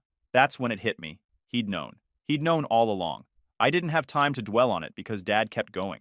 I believe Adam embodies the leadership qualities this company needs to move forward, he said. Leadership qualities? The guy who could barely show up to meetings on time? The guy whose biggest contribution to the company was draining the entertainment budget for years? Before I could say anything, Adam stood up, holding a folder. "I'd like to take a moment to address something important," he said, his tone all businesslike, which was laughable coming from him. He opened the folder and started flipping through pages, making a big show of it. "Over the past few months," he began, "I've come across some troubling discrepancies in the way certain decisions have been made." He glanced at me, then at the board members, as if he was trying to gauge their reactions. "It appears that my brother has been operating outside his authority." I couldn't believe what I was hearing. He went on to accuse me of making unauthorized deals, overstepping my role, and jeopardizing the company's reputation. He painted a picture of me as this reckless, power-hungry figure who'd been running wild while Dad was distracted. It was all so carefully worded, just vague enough to sound plausible without offering any real evidence. I opened my mouth to defend myself, but Dad cut me off. "Let him finish," he said, his voice calm but firm. Adam wrapped up his little performance by saying, "I only bring this up because I care deeply about the company's future, and I want to ensure we maintain the highest level of integrity." Integrity? Coming from Adam? The irony was almost too much to handle. By the time he was done, the room was silent. All eyes were on Dad, who took a deep breath before saying, "After reviewing the situation, I've decided to terminate Marcus's employment effective immediately." And just like that, my world came crashing down. Security guards appeared out of nowhere, standing by the door like they were waiting for the signal to drag me out. I didn't fight it. I didn't even say anything. What was there to say? The decision had been made long before this meeting, and I'd walked right into their trap. As I gathered my things, Adam leaned over and said, just loud enough for me to hear, "Nothing personal, little brother, just business." That was the moment I realized this wasn't just about the company. This was about him proving something. To me, to Dad, to everyone who'd ever compared us. He didn't care about the company's future. He cared about taking it from me. I walked out of that boardroom with as much dignity as I could muster, but inside I was boiling. Not just because I'd been blindsided, but because Adam had managed to turn years of hard work into a weapon against me. He hadn't just taken the job, he'd taken the narrative. By the time I got to my car, my phone was already blowing up. Texts from colleagues, friends, even a few board members who were shocked by what had happened. I ignored them all. I needed to think. The drive home was a blur. I kept replaying the meeting in my head, trying to figure out how I'd missed the signs. Looking back, they were all there. Adam showing up at the office more often, Dad being unusually secretive, even the way some of the board members had been acting distant lately. I'd been so focused on running the company that I hadn't seen the storm brewing right under my nose. When I got home, I sat in the dark for hours, trying to make sense of it all. How could Dad, the man who'd watched me pour my life into this company, choose Adam? Was it loyalty, blind favoritism, or was I just that replaceable in his eyes? Whatever the reason, one thing was clear. I was out, and Adam was in. But here's the thing about Adam. He's good at playing the part, but he's terrible at understanding the stakes. While he was busy celebrating his win, he didn't realize that I wasn't walking away empty-handed. Far from it. I had spent years building more than just a company. I had built leverage, and while they were busy plotting my downfall, they didn't bother to check just how deep my roots ran. That night, I made a decision. I wasn't going to fight Adam directly. That's what he'd expect, and that's what he wanted. A chance to paint me as bitter and vengeful. No, I was going to do something much smarter. I was going to wait. And when the time came, I was going to remind them all exactly who built this empire in the first place. The first thing I did was reach out to a handful of key people who had stuck with the company through thick and thin. These weren't flashy, high-profile types. They were the backbone of the company. The IT team, a few senior developers, and a couple of managers who had worked alongside me during those brutal early years. I knew they'd take my call because, unlike Adam, I'd actually taken the time to build relationships. I didn't tell them everything. I didn't need to. All I said was that there was a lot going on behind the scenes, and if they trusted me, they should hold off on making any big decisions for a few days. No one asked questions, and no one hesitated. That told me all I needed to know about where their loyalties lay. Next, I turned my attention to the infrastructure. Here's the thing about being the person who rebuilds a company from scratch. You know where every piece fits. Over the years, I had quietly created a subsidiary company to handle our most valuable assets: intellectual property, client contracts, proprietary software. On paper, it was just a support company, meant to streamline operations. In reality, it was the heart of the business, and I owned 100% of it. Why hadn't I told anyone about it? Because I knew something like this would happen eventually. Maybe not exactly this, but I always had a feeling that Adam would try to pull some power play. And Dad, well, let's just say I'd stopped expecting him to have my back a long time ago. With everything in place, I spent the rest of the weekend gathering receipts. Metaphorically speaking, I went through years of documentation, emails, contracts, and financial records, compiling evidence of Adam's negligence, mismanagement, and outright shady behavior. Some of it was small stuff, like frivolous spending and missed deadlines. Other things were bigger: side deals with competitors, questionable transactions, and decisions that had put the company at risk. By Sunday night, I had a folder so thick it could have stopped a bullet. That wasn't the end game, though. My goal wasn't to destroy Adam outright. That would have been too easy, and honestly, it wouldn't have fixed anything. My goal was to remind everyone, Adam, Dad, the board, why I was the one who had turned the company around in the first place. Monday morning rolled around, and I woke up earlier than usual. Not because I had anywhere to be, but because I wanted to watch the fallout in real time.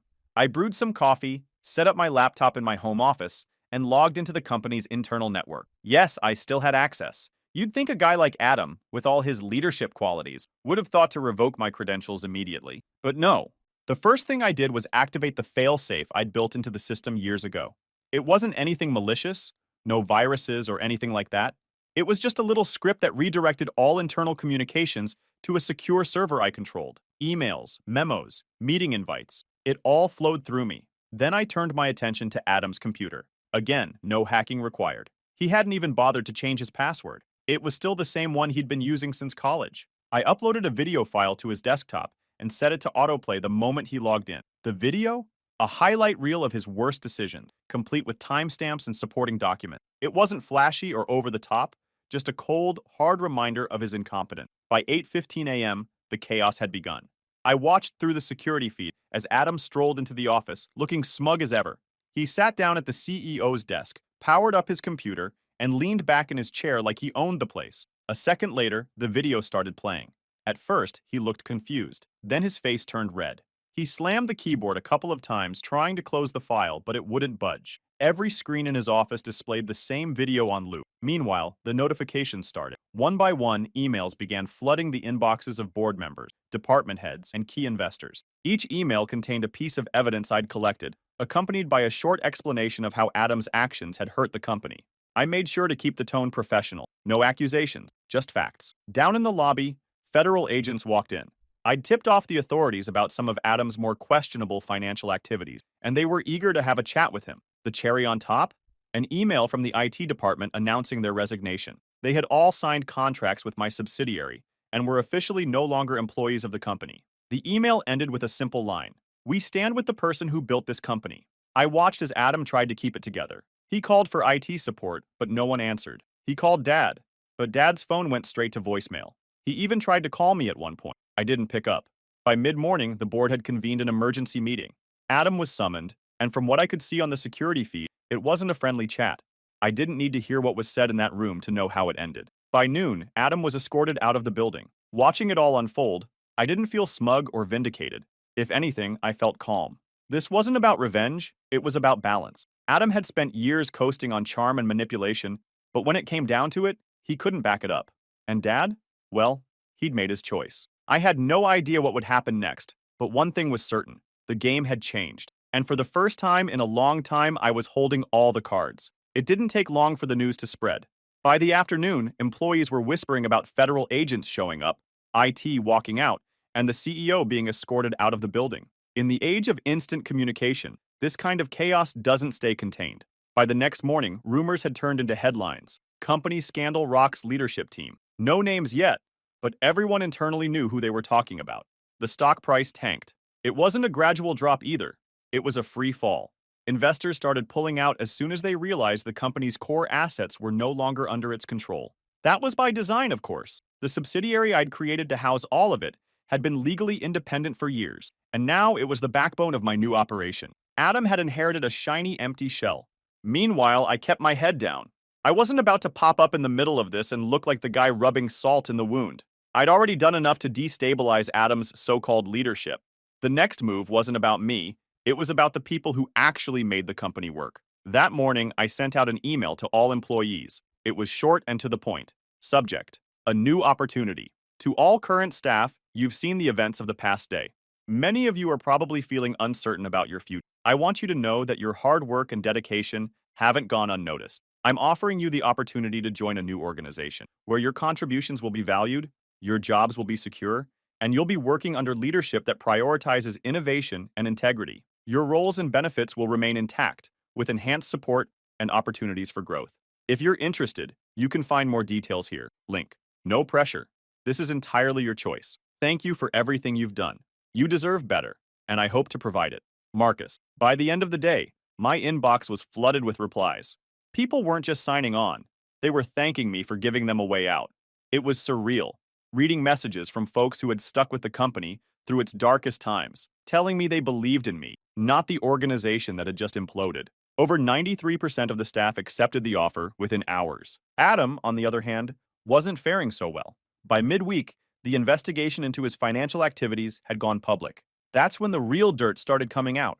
Turns out, he'd been siphoning money through fake vendor contracts for years. He'd also been cozying up to competitors, selling them client information in exchange for under-the-table payments. I knew about some of it, but seeing it all laid out in black and white was staggering. The authorities moved quickly. Adam was formally charged with fraud, embezzlement, and a laundry list of other offenses. He was released on bail, but his reputation was in shambles. The media had a field day, painting him as the poster child for nepotism gone wrong. Every detail about his antics, the parties, the reckless spending, the backroom deals, was dragged into the spotlight. And then there was Dad. He went radio silent for the first few days, probably trying to process what had just happened.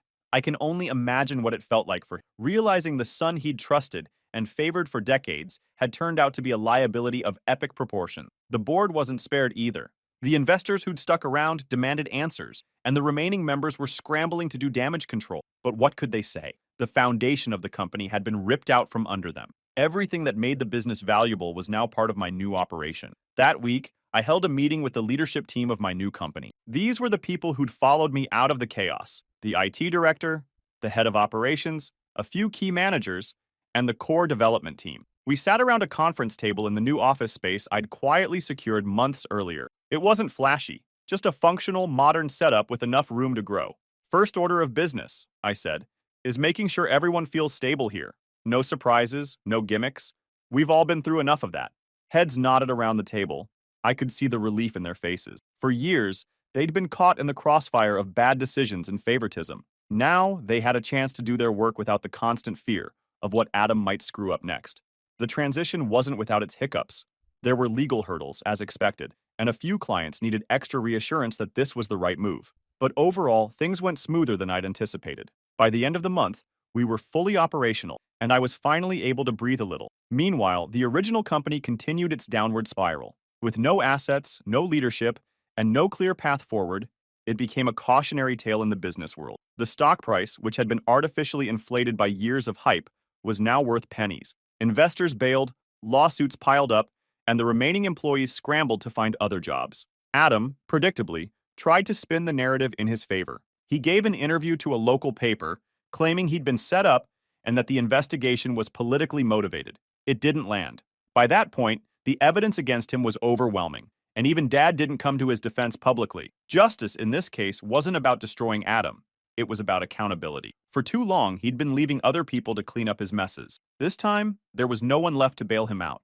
By the time the dust settled, the message was clear. Leadership isn't about titles or favoritism. It's about doing the work, earning trust, and taking responsibility. Adam had failed at all three, and now he was paying the price. As for me, I wasn't focused on revenge or gloating.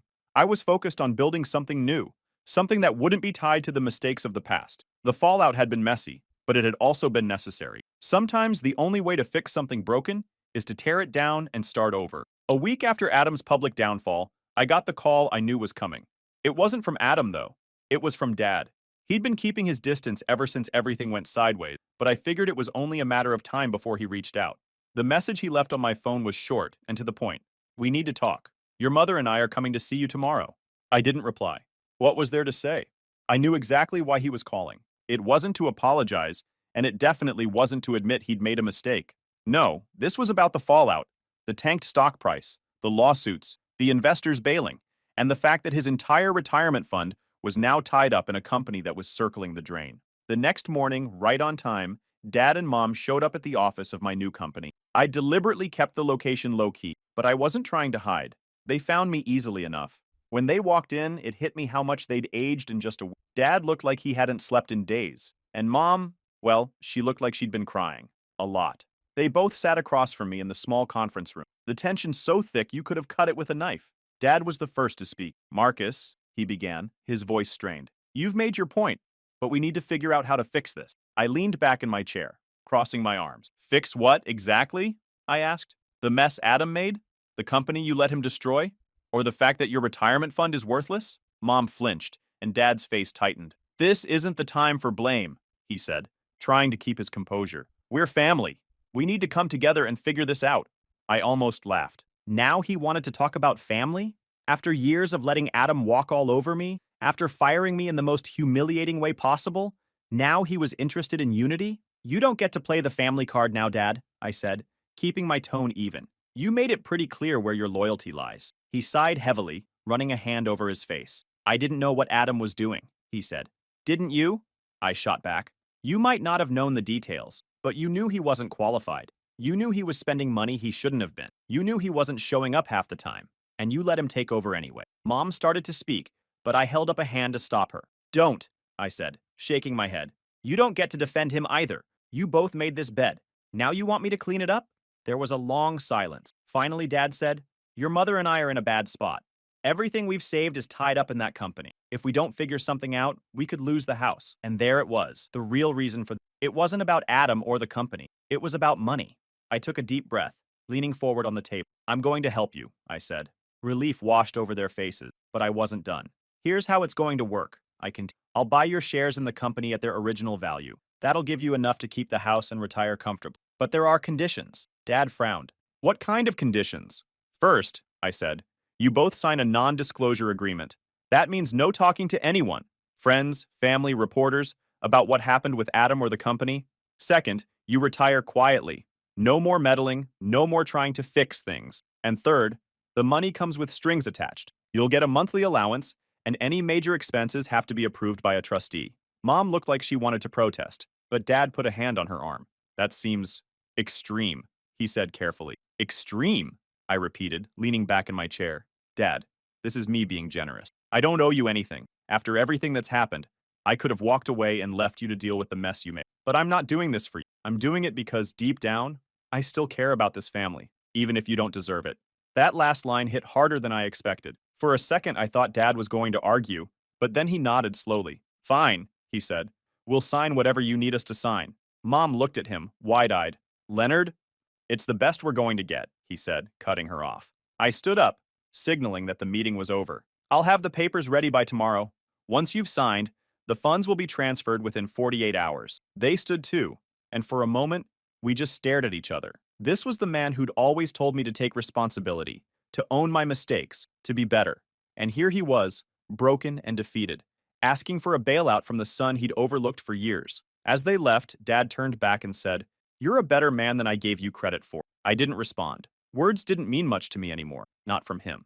When the door closed behind them, I sat back down and stared at the table for a long time. This wasn't the victory I'd imagined. It didn't feel like a victory at all, but it was necessary. Sometimes doing the right thing doesn't feel good. It just feels like closure. The day my parents signed the papers, I didn't feel relief or satisfaction, just a strange kind of emptiness. It was done. They'd agreed to the terms, and the money was on its way to them. I knew it was the right thing to do, but it didn't feel like a win. If anything, it felt like I was finally putting an end to something that had been broken for years. But life doesn't pause for reflection. While my parents settled into their new financial reality, I had a company to run. A company that, for the first time, was entirely my own. The transition from the old company to my new venture had been smoother than I expected. Most of the staff came over willingly, and the clients who mattered stuck with us. It wasn't just loyalty. They knew the value of the relationships we'd built and the systems we'd created. If anything, the chaos surrounding Adam's downfall had only solidified their trust in me. They saw who the real driving force behind the company had been all along. One of the biggest changes I made was how we operated as a company. I'd learned a lot from the mistakes of the past, especially about transparency and communication. Under the old regime, decisions were often made behind closed doors, and people were left scrambling to adjust without any real explanation. I wanted to do things differently. We started having weekly all-hands meetings where I laid out everything: progress, challenges, upcoming goals. No fluff, no corporate jargon, just straight talk about where we were and where we were headed. The first few meetings were a little awkward. People weren't used to that level of openness, and I could tell some of them were waiting for the other shoe to drop. But over time, they started to relax. They started to believe me when I said we were in this together. One of the most satisfying moments came about a month in, when one of the senior developers pulled me aside after a meeting. He'd been with the company for years, one of the quiet workhorses who got things done without ever making a fuss. "Marcus," he said, "I just wanted to say thanks. I've been here a long time, and this is the first time I felt like someone actually cares about what we're doing." It caught me off guard. I didn't know what to say, so I just nodded and said, "That means a lot. Thank you for sticking with us." Those little moments reminded me why I was doing this. It wasn't about proving anything to Adam or Dad or anyone else. It was about building something meaningful, something that people could be proud to be a part of. By the end of the first quarter, we were not only stable but thriving. Revenue was up, client retention was at an all-time high, and we'd even started bringing in new business. The team was energized, and the office buzzed with the kind of excitement I hadn't seen in years. One day, as I was walking through the office, I overheard a couple of employees talking near the coffee machine. They didn't notice me, and I didn't interrupt. "Honestly," one of them said, "this is the best thing that could have happened. The old company was such a mess. I feel like we actually have a future here." The other one nodded. "Yeah, Marcus gets it. He's not just sitting in an office barking orders. He's actually building something with us." Hearing that felt better than any award or recognition ever could. It wasn't just about the numbers or the growth. It was about the fact that people believed in what we were doing. Meanwhile, the old company was barely limping along. The lawsuits were piling up, the stock was essentially worthless, and the remaining employees were jumping ship as fast as they could. Adam, from what I heard, was trying to stay out of the spotlight, but the damage to his reputation was done. He was no longer a name anyone wanted to be associated with. By the 6-month mark, the new company had established itself as a leader in the industry. We weren't just surviving, we were innovating. We launched a new product line that streamlined logistics for small businesses, and it took off faster than we'd anticipated. It felt like everything I'd been working toward for the past 10 years was finally coming together. For years, I'd been fighting to prove myself, to Dad, to Adam, to everyone who'd ever doubted me. But in that moment, I realized I didn't need to prove anything anymore. I'd built something real, something that would last, and for the first time in a long time, I felt at peace. Now, it's been 3 years since everything went down, and if I'm being honest, I still think about it sometimes. Not in a regretful way, but in that, how did I even survive that kind of way? The whole ordeal feels like a lifetime ago, even though it fundamentally changed everything about my life. My new company, our company, is thriving. When I say thriving, I mean we've surpassed every goal I ever thought possible. The team we built after leaving the old company has grown into something I'm genuinely proud of. We're not just profitable, we're respected. People in the industry look at us as the gold standard, the kind of company others want to emulate. That feels good, not because of the recognition, but because it means we're doing things the right way. But let's be real, success doesn't erase the past. Every now and then, I'll catch myself scrolling through old emails or glancing at news articles from the fallout. Adam's name comes up occasionally, usually attached to some cautionary tale about leadership or nepotism. Last I heard, he's working in some low-level job, trying to stay under the radar. I don't keep tabs on him, but it's hard not to hear things when your name and his are still loosely connected in some circles. As for my parents, they've settled into their quiet retirement. Mom sends me emails now and then, updates about their new hobbies or the neighborhood potlucks they've started hosting. Dad, though, he's stayed silent. I haven't spoken to him directly since the day he signed those papers in my office. I don't think he's bitter, but I also don't think he knows how to rebuild the bridge he burned. And honestly, I'm not sure I'd let him if he tried. What's funny is how much perspective time gives you. When everything first happened, I was so focused on proving myself, on showing everyone that I was the one who deserved to lead. But now, 3 years out, I realize I don't care about that anymore. People who know me, who work with me, already understand the kind of person I am. I don't need to scream my accomplishments from the rooftops, and I certainly don't need validation from the people who doubted me. And as for those who wonder how the quiet one ended up on top, here's what I'll say. While others were busy posturing and playing politics, I was doing the work. While they were making noise, I was making plans. Because at the end of the day, success isn't about being the loudest or the flashiest. It's about strategy, resilience, and knowing exactly what you're capable of, even when no one else sees. The peacocks may get the attention, but the eagles, we're the ones who see everything from above. And that's where the story ends, or begins, depending on how you look at it.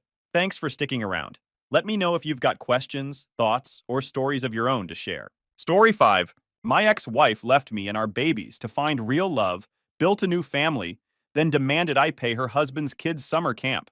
So I took her to court, and now she is begging. All right, bros. Throw away for obvious reasons because my ex would literally lose her shit if she saw this. But I've been biting my tongue for years, and I'm done playing the nice guy. All right, so I'm 38, male, now, divorced, got 2 badass kids who are basically my whole world, and an ex-wife who seems dead set on making co-parenting feel like a hostage negotiation. Just recently hit my limit with her nonsense, but let me rewind a bit so it all makes sense. Back when I was 27, I was living pretty chill. Had a decent job, went to the gym, hung out with my boys, just minding my own business. Then one day, I'm at this BBQ my buddy Phil threw, and that's where I met my ex Brittany.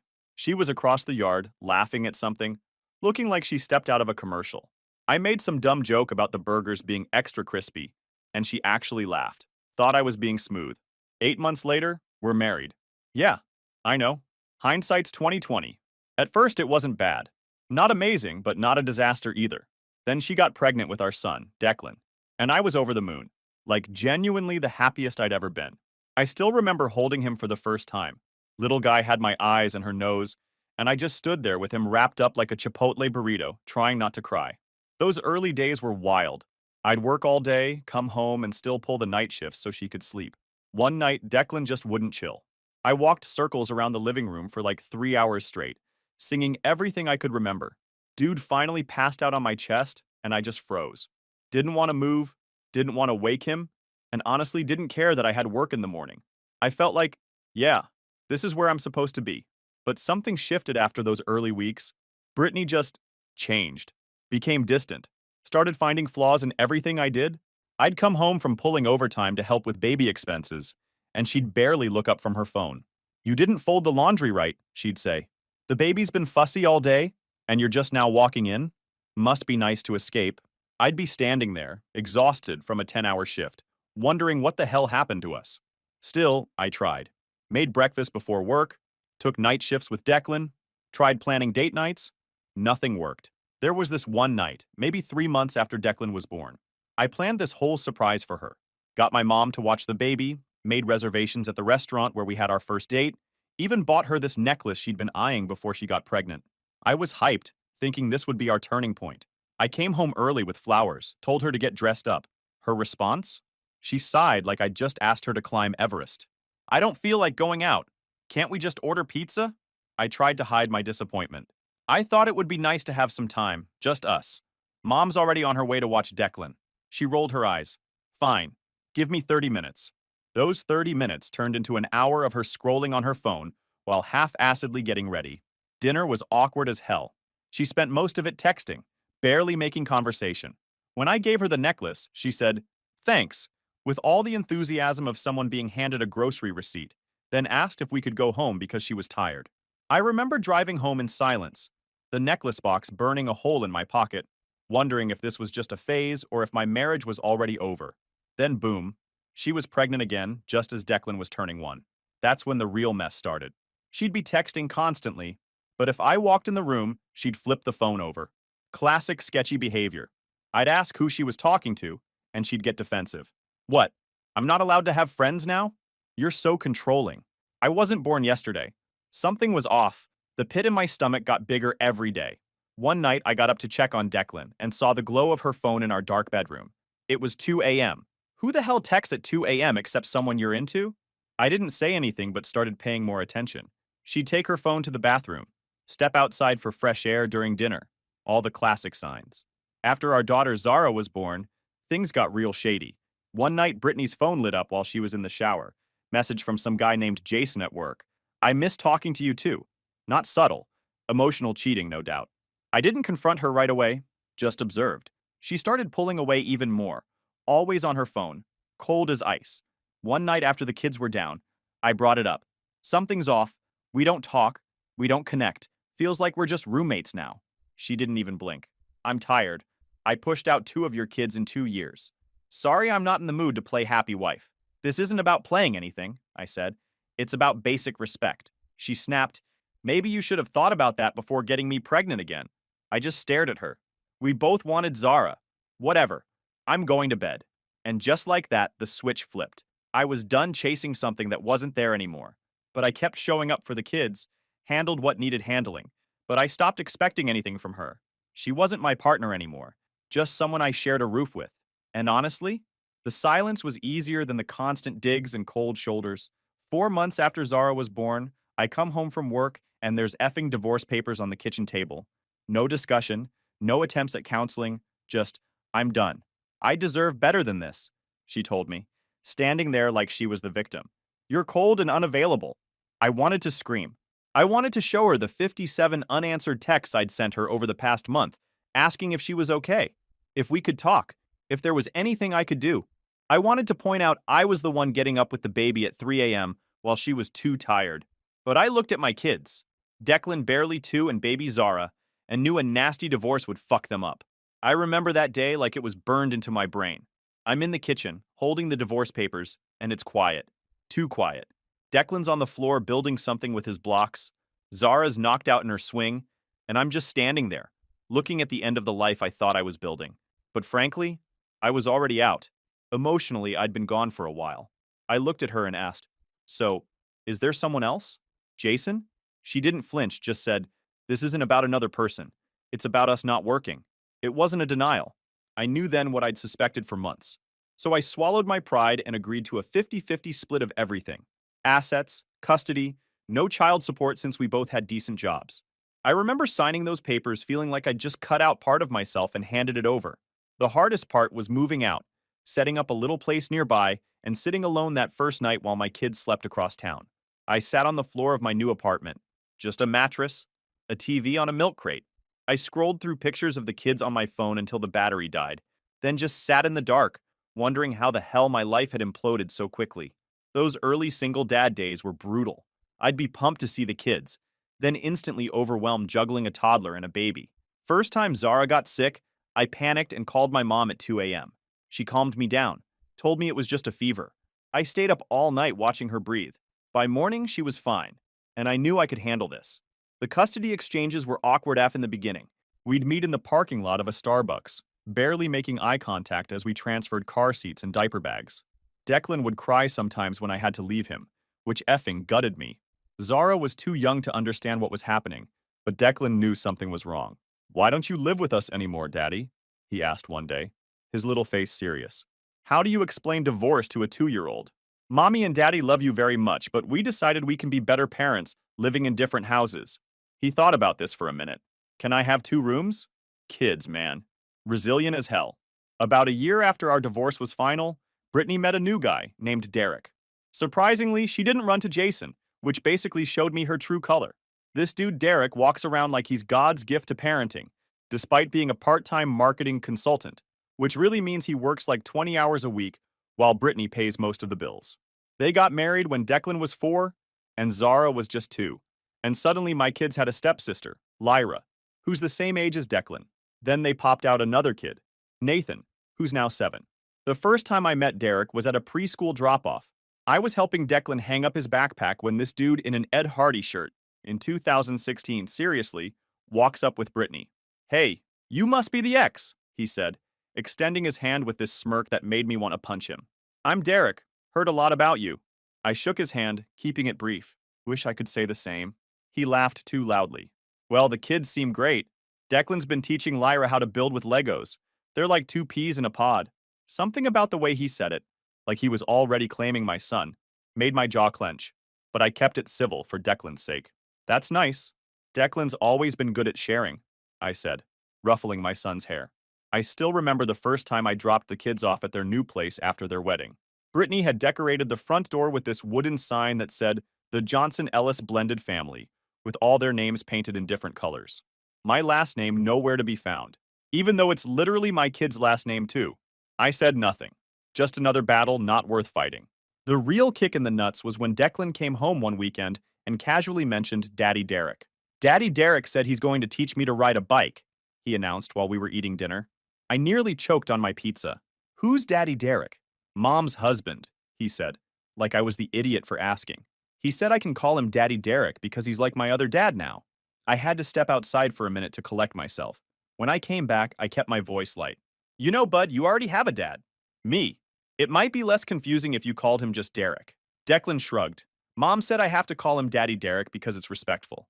That night, I sent Brittany a text. "Can we talk about this Daddy Derek thing? I'm not comfortable with it." Her response came an hour later. "It was Declan's idea. Don't make this a big deal." I knew that was bullshit, but what could I do? Force my kid to call this guy something else? That would just confuse him more. So I bit my tongue. Again. Meanwhile, I busted my ass to make sure my kids had everything they needed at my place. Got promoted twice at work, saved like crazy, and managed to buy a modest but nice house in a good school district. My whole life became about giving Declan and Zara stability and opportunities. Derek, though? This dude had the audacity to start with the passive-aggressive comments every time we were at the same school event. One parent-teacher night, I'm standing by the science fair projects. Declan built this sick robot arm that could pick up marbles, and Derek sidles up next to me. "Hey man, how's that new car? Must be nice having all that disposable income when you're only responsible for 2 kids." I was driving a 5-year-old Honda that I'd bought used, but okay. "It gets me from A to B," I said, trying to keep it civil.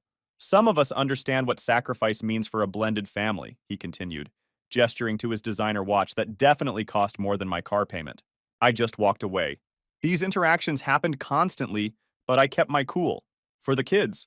There was this field trip where I volunteered as a chaperone. So did Derek. 6 straight hours of him talking loudly about the vacation they were planning to Hawaii, the new gaming system he bought all the kids, and how challenging but rewarding it is to raise 4 children. He kept referring to Declan and Zara as our kids when talking to other parents, which made my blood boil. During lunch, he sat across from me while the kids were playing. "You know, The kids really struggle with the back and forth, he said, unwrapping his fancy-ass organic sandwich. Brittany and I have been thinking it might be better for them to have one stable home base and just visit you on weekends. I nearly choked on my water. Excuse me? He raised his hands. Just thinking about what's best for the kids, man. No offense. My custody arrangement isn't up for discussion, especially not with you, I said, keeping my voice low so the kids wouldn't hear. He shrugged. Just something to think about. Brittany says you've always put the kids first, so I figured you'd want to know they're struggling. It took everything in me not to flip the table. Instead, I got up and went to hang out with my kids, who seemed pretty far from struggling as they laughed and played on the jungle gym. The real problem started when Brittany began expecting me to treat all her kids as my own. It started with little shit, asking me to bring birthday presents for Derek's daughter when I came to pick up my kids. Don't you think it's rude to show up with gifts just for Declan and Zara when Lyra's standing right there? She'd say, like I was some monster for not buying presents for a kid who wasn't mine. Then it escalated to her suggesting I should take Lyra on outings when I had my weekend with my kids. It's confusing for the kids when you only take two of them, she'd insist. They're all siblings now.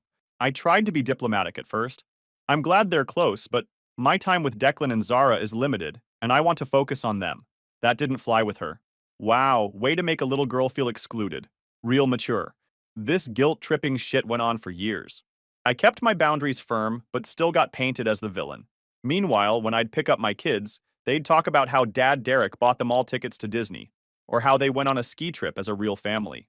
One weekend, Declan was oddly quiet during our drive home. When I asked what was wrong, he finally admitted, "Mom and Derek were talking about you last night. They didn't know I was listening." My stomach dropped. "What did they say, buddy?" He looked out the window. "Derek said you're selfish and don't care about our whole family. Just about looking like the fun dad." I gripped the steering wheel so hard my knuckles went white. "That's not true, Declan. I love you and Zara more than anything." "I know," he said quietly. "I told Mom that was mean, and she said I shouldn't repeat private conversations." I had to pull over because I was shaking with anger. I took a deep breath, turned around, and looked my son in the eye. "Declan, I never want you to feel caught in the middle. If you ever hear something that upsets you, you can always talk to me about it, okay? No secrets." He nodded, and I could see the relief on his face. "Okay, Dad." The subtle digs at me not being part of their real family made my blood boil, but I never said a word to the kids about it. They didn't need to be in the middle of adult bullshit. As the kids got older, Brittany's financial demands got more ridiculous. When they were 7 and 5, Declan and Zara both showed serious academic potential. I researched and found this amazing STEM-focused private school, Westridge Academy. Tuition was steep, $12,000 per kid per year, but worth every penny for the education they'd get. I brought up the idea of enrolling our kids in an elite STEM school and offered to cover 100% of their tuition to Brittany. Instead of being excited, she immediately turned it into a guilt trip about Lyra. Said it wouldn't be fair if all three didn't go and called it divisive. She tried to pressure me into paying for Derek's kid too. I held my line, told her I'd pay for Declan and Zara, and the rest was on them. She was furious, but guess what? They still enrolled Lyra, using Derek's parents' money. These conversations happened constantly. Every expense, every opportunity, every gift I provided for my kids became a battleground where I was expected to extend the same to their bonus siblings. Last spring, something finally made me snap. My kids, who are so brilliant BTW, got selected for this super elite tech camp called Tech Future in Colorado. Only 40 kids nationwide got in. 40. And my two were among them. Declan's a coding prodigy who built his own mods for Minecraft by age 9. And Zara's this robotics genius who won the state competition with a trash-sorting robot she designed. I was so goddamn proud I nearly burst. They worked their asses off on the applications, staying up late finishing demo projects, writing essays, the whole nine. I still remember when we submitted the applications. We were at my kitchen table, Declan nervously checking for typos, Zara bouncing in her seat as she uploaded videos of her robot in action. "What if we don't get in, Dad?" Declan asked, his finger hovering over the submit button. "Then we try again next year. But I think you've got this," I told him. When the acceptance emails came a month later, we were all together at my place. I let them check my email after dinner. The screams when they saw "congratulations" could probably be heard 3 blocks away. Zara literally did a victory dance on the couch, and Declan kept reading the email over and over like he couldn't believe it. I took them out for ice cream and promised them new laptops for camp. Their excitement was infectious. It was one of those perfect moments as a parent when all the sacrifices feel worth it. The program cost $7,800 per kid, plus flights and gear, almost $20,000 all in. I didn't even hesitate. I've been saving specifically for their education since the divorce, driving an old car, living in a smaller place than I could afford, skipping vacations, all so they could have opportunities like this. When I mentioned it to Brittany during our monthly co-parenting check-in, her reaction told me everything. She didn't say congrats or act excited for them. She got this calculating look that made my stomach drop. So, Lyra is also interested in robotics, she said, completely ignoring our kid's achievement. Yeah, I replied, already sensing where this was going. I think it would be really good for all three of them to have this experience together. I took a long sip of my coffee before answering. Brittany, this isn't a family vacation. Declan and Zara earned spots in a competitive program. She leaned forward, lowering her voice. Well, there must be a way to get Lyra in too. And you should cover it, since you're paying for Declan and Zara. I actually laughed, thinking she was joking. She wasn't. You want me to pay almost $8,000 for your husband's kid to go to camp? I asked, just to clarify I wasn't having a stroke. Our kids are siblings, she insisted. It's damaging to them when you create these divisions. No, what's damaging is teaching them that achievements don't matter, and that they're entitled to things they didn't earn, I shot back. Her face hardened. Is that how little you care about their relationship with their sister? They're going to resent each other because of you. They're going to resent you if you keep trying to take away special moments they earned, I said, keeping my voice firm. This isn't up for discussion. She stood up, gathering her purse. We'll see about that. Don't be surprised if the kids start saying they don't want to go without Lyra. Are you seriously threatening to manipulate our kids over this? She gave me a cold smile. I'm just saying that families should stick together. Maybe you've forgotten what that means. I left that coffee shop with my hands shaking, not from fear, but from restraining myself from flipping the table. The freaking audacity, man. The next day, Declan called upset. Brittany had told him they shouldn't go to camp if Lyra couldn't. Classic guilt trip. I reminded him he and Zara earned their spots and shouldn't give that up. He still wanted to go, just needed to hear it was okay. After the call, I texted Brittany to cut the manipulation. She replied with a thumbs down emoji. Real mature. But if you think that was the end of it, you don't know Brittany. 2 days after the camp discussion, I'm at work, crushing this presentation I've been prepping for weeks when I received a text from Derek. We need to talk about your contribution to the family housing situation. I nearly choked on my coffee. What the actual hell? I ignored it. Figured it was some power move bullshit that would blow over. But that Friday, when I picked up the kids, Brittany handed me a printed spreadsheet along with a letter. Like we're in the goddamn 90s or something. While the kids grabbed their bags, I looked at the spreadsheet. Basically, it was highlighting 50% of their $2,400 rent. She claimed my nicer neighborhood was creating an unequal environment for Declan and Zara, and said I should cover half their rent for consistency. I reminded her that my house, my money, and their living situation was none of my business. She doubled down, saying it was about the kids' well-being, as if I hadn't sacrificed everything to give them stability. Then Derek showed up like her backup singer and had the nerve to say a real man would support their whole household. That was the moment I realized this wasn't about the kids. It was about them wanting me to bankroll their life.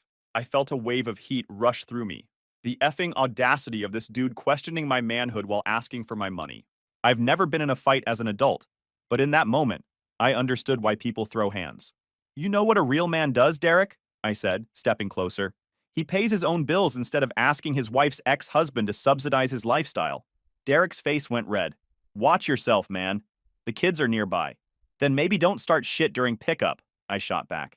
And for the record, a real man doesn't use children as pawns to extort money. Brittany stepped between us. This isn't extortion, it's co-parenting. But clearly you only care about yourself. I laughed. A genuine, this is so absurd laugh. Co-parenting doesn't mean I pay your bills, Brittany. It means we both take care of our children. Our children. Not Derek's kid, not your new baby. Declan and Zara. I called the kids to leave. As we drove away, I could see Brittany and Derek watching from the doorway, both looking pissed that their little ambush hadn't worked. I gripped the steering wheel so hard my knuckles went white. Dad, are you okay? Zara asked from the back seat. I forced a smile. Yeah, kiddo. Just thinking about what movie we should watch tonight. Back at my place after the kids were in bed, I sat on the back porch with a beer, feeling like I was going crazy. I called my buddy Phil, who'd been through a similar divorce situation. Dude, am I being an asshole here? Should I be helping them financially? Phil didn't hesitate. Fuck no. You pay for your kids' expenses, school, health insurance. That's your responsibility. Their household bills are their problem. But what if the kids are suffering because their house isn't as nice? Are they suffering? Do they have food, clothes, their own beds? Yeah, of course. Then they're fine. Kids don't care about square footage, man. They care about being loved and safe. Don't let them gaslight you. He was right, of course. But the guilt trips were so constant, so relentless, that sometimes I questioned my own sanity. Was I being selfish? Was I hurting my kids by not playing along with this one big happy family fantasy? I stayed up half the night before finally remembering that having boundaries doesn't make me a bad father. Little did I know, this was just the warm-up for what came next. A week after the rent stunt, I showed up to what I thought was a normal parent-teacher meeting, coffee in hand, ready to hear how well my kids were doing. Instead, I walked into an ambush. Brittany, Derek, and the counselor all sitting there with serious faces. Turns out Brittany turned it into a surprise intervention. She claimed my inconsistent parenting was emotionally harming the kids, because I only take my own kids on outings, won't pay for Lyra, and live in a nicer house. Basically, I was being accused of not funding their fantasy of one big happy unit. I sat there in disbelief as Derek whipped out his phone and started showing photos from their family vacation to San Diego. See how happy all four kids are together? But then when he takes just Declan and Zara, it creates this artificial separation. My face felt hot. Every instinct was screaming at me to walk out, but I forced myself to stay.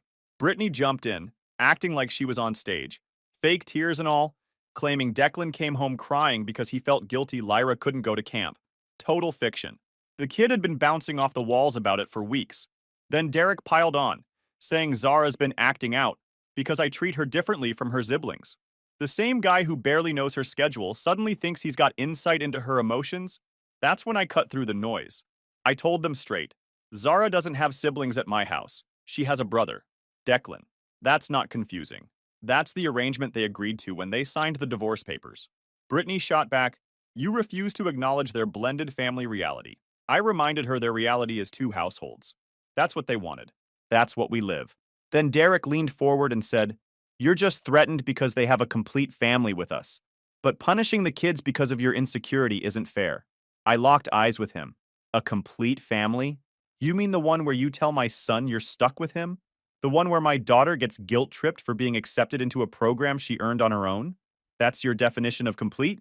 Brittany started gasping like I'd just insulted her bloodline. I shut it down fast. Save it. I've seen the messages. I've heard it from the kids. This isn't about emotional health. It's about you trying to control the narrative. And my bank account. They kept circling the same script, playing victim, painting me as the villain for not towing their fantasy of one big happy unit. And when that didn't work, that's when Brittany dropped the mask completely. If you can't see how your behavior is harmful, we might need to revisit the custody arrangement. We're prepared to file for primary custody on grounds of emotional neglect. The room went silent. I felt like I'd been dunked in ice water. They were threatening to take my kids away because I wouldn't pay for their stepdaughter's summer camp? Because I wouldn't subsidize their rent? Let me be crystal clear, I said, my voice calm despite the rage building inside me. I have never and will never neglect my children. I've provided them with every opportunity within my power. I've been there for every important moment of their lives. If you're suggesting otherwise, you'd better have evidence beyond the fact that I won't pay for Derek's kids' summer camp. Brittany smirked. We have plenty of documentation about your unwillingness to support a healthy blended family environment. The courts take that very seriously these days. Something inside me snapped. Not in a rage way, but in a crystal clear clarity way. I'd been playing defense for years, trying to keep the peace, biting my tongue. And for what? So they could try to take my kids? I stood up, collected my things calmly, and looked Brittany dead in the eyes. We're done here. Any further communication about custody can go through my attorney. I walked out, my heart hammering in my chest. Got to my car, closed the door, and just sat there for a minute, hands shaking. They were threatening to take my kids. My kids. I felt this weird mixture of panic, rage, and oddly enough, relief. Relief because finally, the gloves were off. No more gray areas, no more benefit of the doubt. I made 2 calls from the parking lot, one to the best family law attorney in the city, and another to my buddy Phil, who works in digital forensics. For the next month, I went full stealth mode. On the surface, nothing changed. I kept the same custody schedule, stayed civil during pickups and drop-offs, and didn't engage with any of Brittany's baiting texts. I'd smile and nod and act like nothing was wrong. But behind the scenes, I was building a freaking fortress. Phil recovered all deleted texts between Brittany and me going back 3 years. Every manipulative message, every demand, every threat. All documented. I gathered financial records showing everything I'd paid for the kids since the divorce. School tuition, medical bills, extracurriculars, everything. I recorded every pickup and drop-off conversation, legal in my state with single-party consent. I collected the rent demand letter and other written requests. I had my attorney draft affidavits from teachers and coaches about my involvement in the kids' lives. One particular afternoon stands out. I was at Declan's coding competition, sitting in the audience, when I spotted Derek and Brittany across the room. They didn't see me. I watched as Derek checked his watch repeatedly, looking bored while Declan was presenting his project on stage. After Declan finished, Derek immediately stood up and started heading for the exit while Brittany was still clapping. I recorded the whole thing on my phone. I even installed a dash cam in my car that recorded conversations during pickups, catching gems like Derek telling the kids, "Your dad just doesn't understand how families work," and Brittany saying, "Maybe if we ask Santa, he'll convince your dad to stop being so selfish about the camp." My lawyer took one look at the stack of evidence I handed over and started organizing it like she'd been waiting for this moment. No questions, no hesitation, just straight to work. Every receipt I kept, every line they crossed, she lined it all up like chess pieces. I didn't need a pep talk. I could tell by the way she moved. This case was solid, and they were about to find out exactly how badly they miscalculated. I'd stay up late after the kids went to bed, organizing all this evidence, writing down every detail I could remember from past conversations. Some nights I'd get so caught up that I'd realize it was 3 a.m. and I had to be up for work in 3 hours. I was running on fumes but driven by this primal need to protect my relationship with my children. There were definitely moments of doubt, times when I'd wake up at night in a cold sweat, wondering if I was being petty or if this would hurt the kids in the long run. But then I'd remember that I didn't start this fight. They did.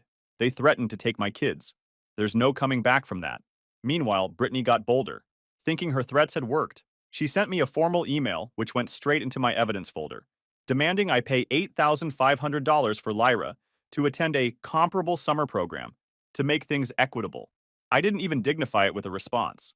Then she started CCing her sister and mother on emails about the kids, creating this echo chamber where they'd all reply all about what a terrible father I was for not supporting the whole family.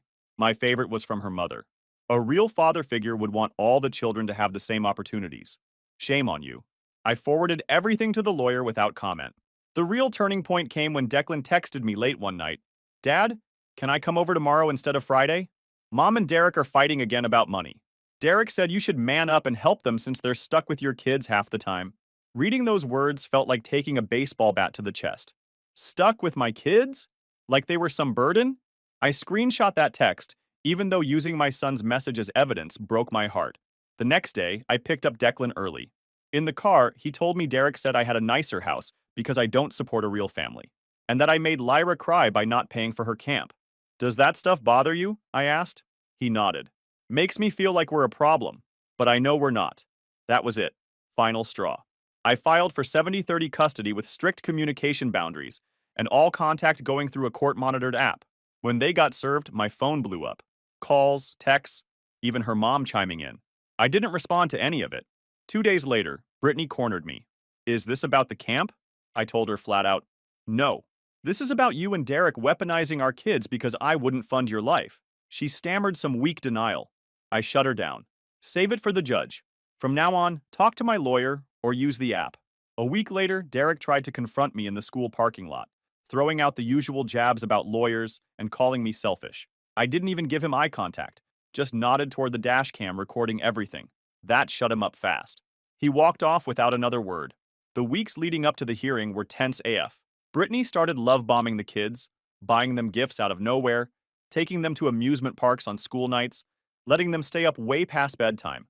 Classic alienation tactics. I documented everything, but didn't say a word to the kids about it. Meanwhile, I just kept our routine stable. Homework first, then fun, regular bedtimes, home-cooked meals, the boring, consistent parenting that kids actually need.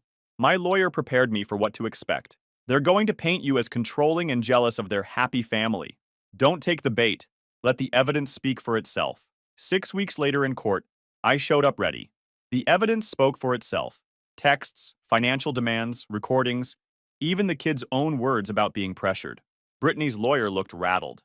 The judge wasn't impressed with the excuses either, especially after reading the message where Derek called my kids a burden. Their attempt to paint me as uncooperative backfired hard. The judge shut it down, made it clear I had no obligation to support kids that weren't mine, and called their threats a clear case of manipulation. In the end, I got 70-30 custody, strict communication rules, and official confirmation I owed nothing for their so-called blended family. Bonus? They had to cover all my legal fees.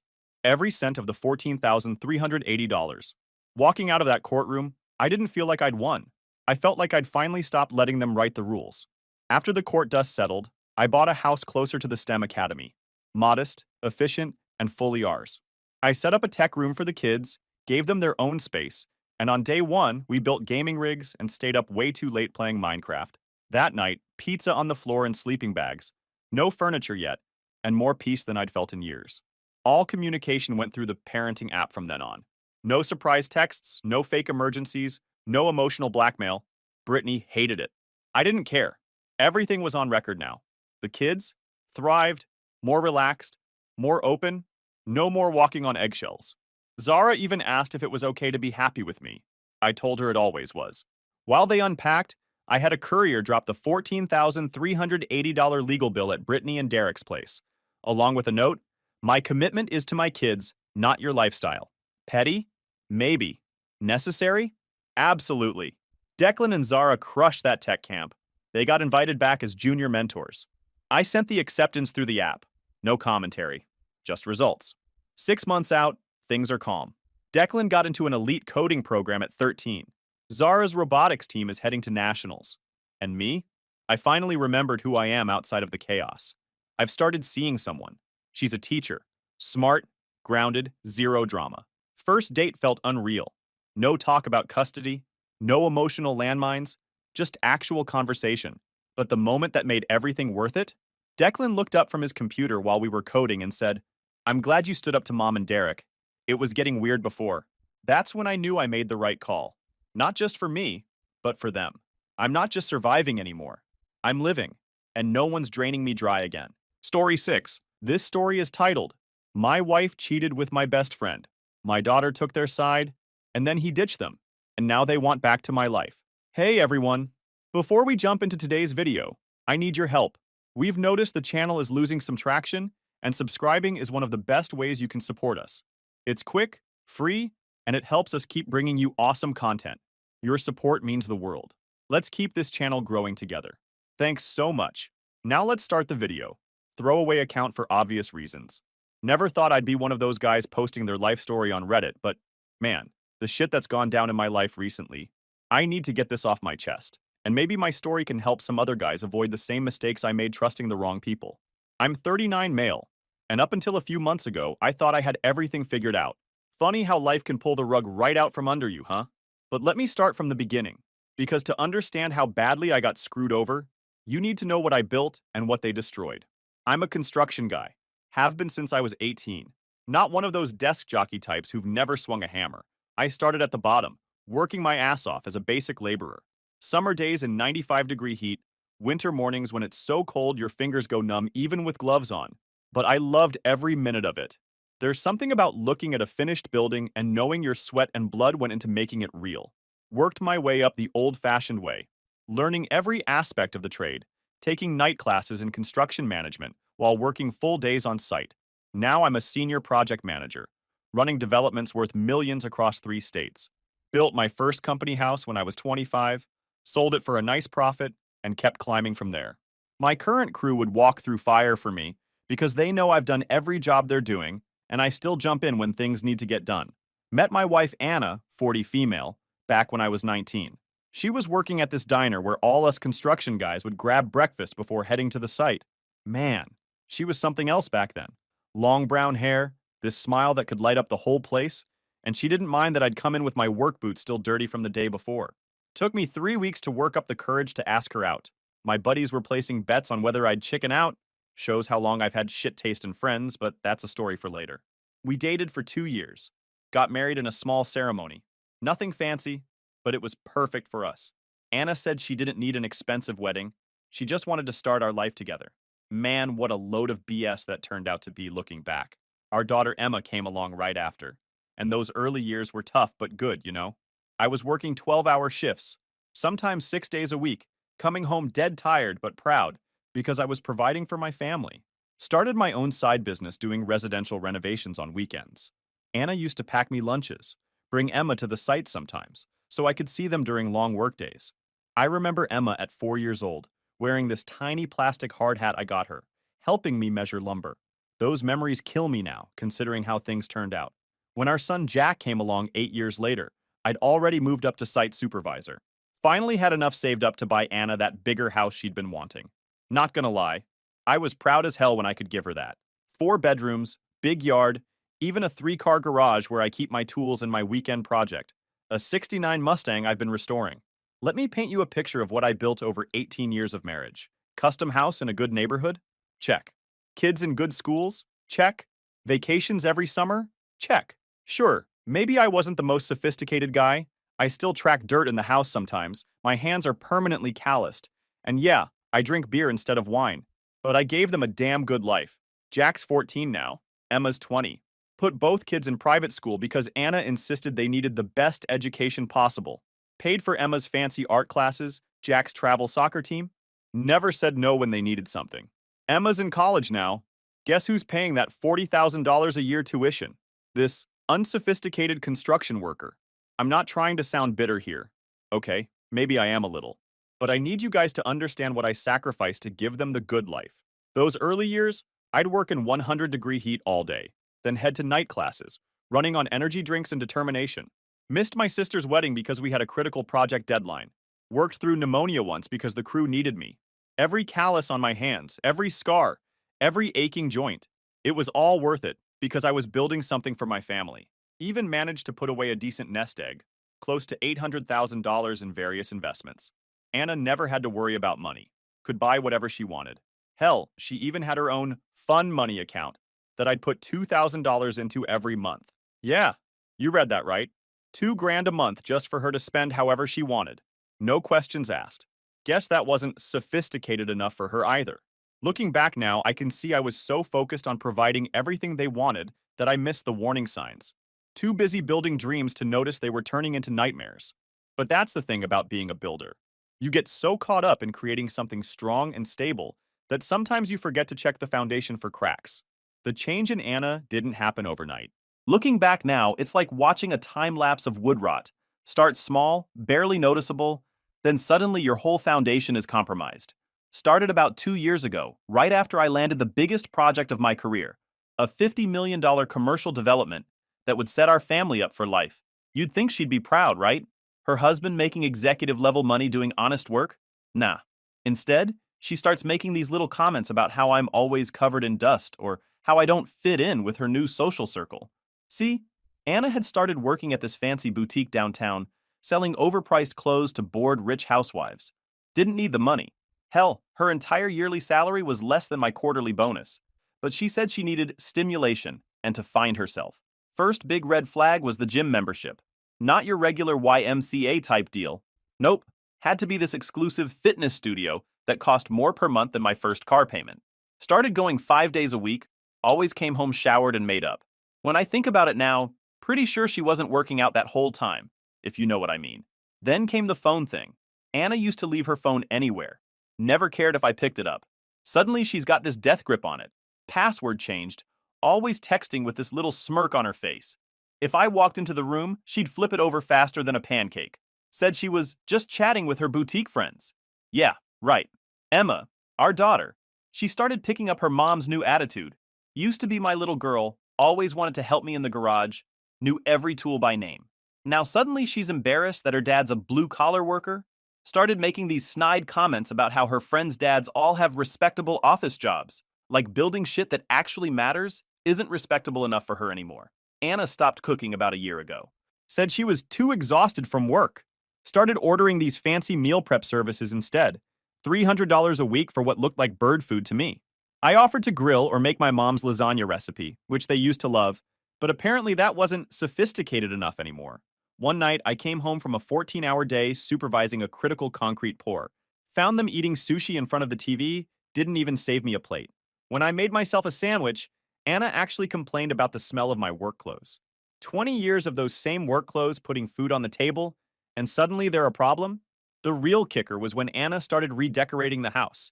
Everything I built with my own hands, the custom kitchen cabinets, the hand-carved mantle, the built-in bookshelves, she wanted to replace with some modern minimalist bullshit. Spent $15,000 on a designer couch that looks like something you'd find in a dentist's office. The couch I later caught them on, but that's for the next chapter. My garage was my last sanctuary. Every weekend I'd be out there working on the Mustang, teaching Jack about engines and bodywork. Anna used to kiss me even when I was covered in grease. Now, she started parking her new Lexus, that I paid for, on the street because the garage was too dirty. Complained about the noise when I was working out there.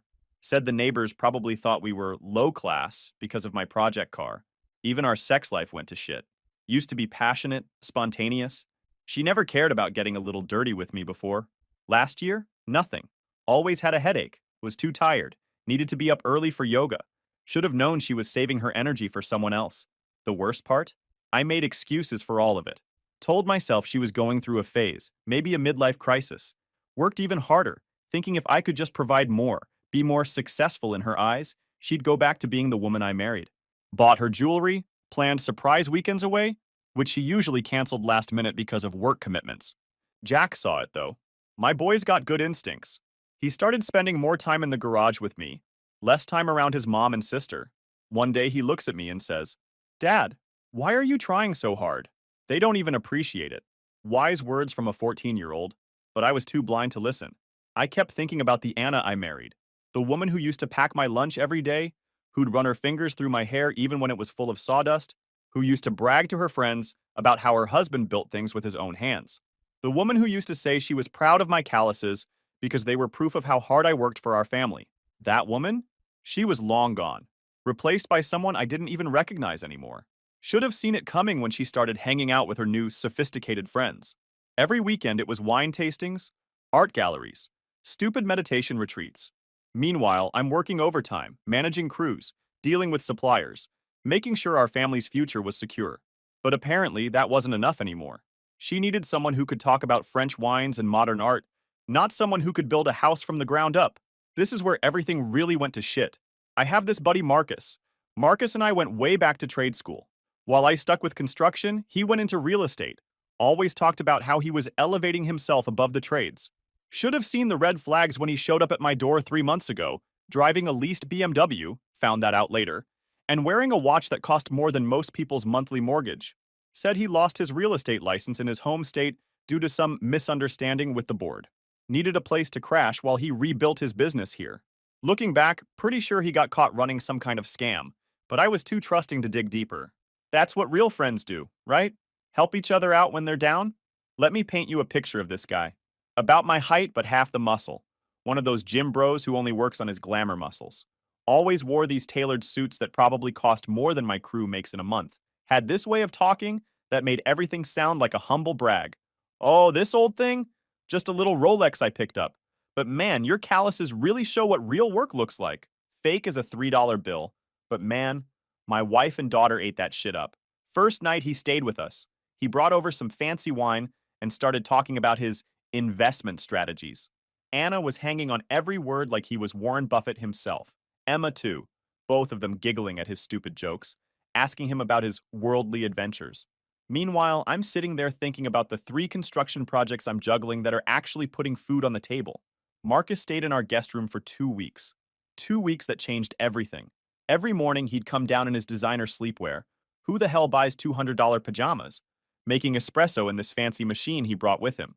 Started teaching Anna about proper coffee appreciation, like the diner coffee we used to love wasn't good enough anymore. During those 2 weeks, I watched this snake charm my family right under my nose. He'd take Anna and Emma shopping, saying they needed to upgrade their style. Started talking to Anna about investment opportunities, even though I handled our finances just fine. Always had some reason why they needed to meet for lunch or coffee to discuss business opportunities. The way he wormed his way into my family's good graces was something out of a manipulation handbook. He'd praise Anna's natural sophistication and tell her she was wasted in that boutique. Told Emma she had model potential and that she should think about upgrading her social circle. Real subtle, right? But here's the thing that really gets me. While he was playing Mr. Sophisticated with my wife and daughter, he was trying to maintain the old buddy act with me. Would come out to the garage, beer in hand, talking about the old days, even tried to give me advice on my Mustang restoration, like he'd ever turned a wrench in his life. One Saturday, I'm under the Mustang, replacing the transmission, which I rebuilt myself, by the way. Marcus comes out, designer shoes probably getting dirty for the first time ever, and starts telling me how I should think bigger. Says I'm wasting my potential in construction, that with my experience I could be so much more. Like building things that last isn't worth doing if you can't do it in a suit. Found out later he was telling Anna the same thing, that I was stuck in my ways, that I lacked ambition. Rich coming from a guy who was basically couch surfing at 40. But Anna? She started looking at me different after that. Started making comments about how I could do better if I just applied myself differently. The real kick in the teeth? He started showing up at my job sites, all suited up, talking to my crews about investment opportunities. Found out he was trying to get them to invest in some real estate scheme of his. Had to shut that down fast. These are good guys with families to support, not pawns in his games. Jack was the only one who saw through him from day one.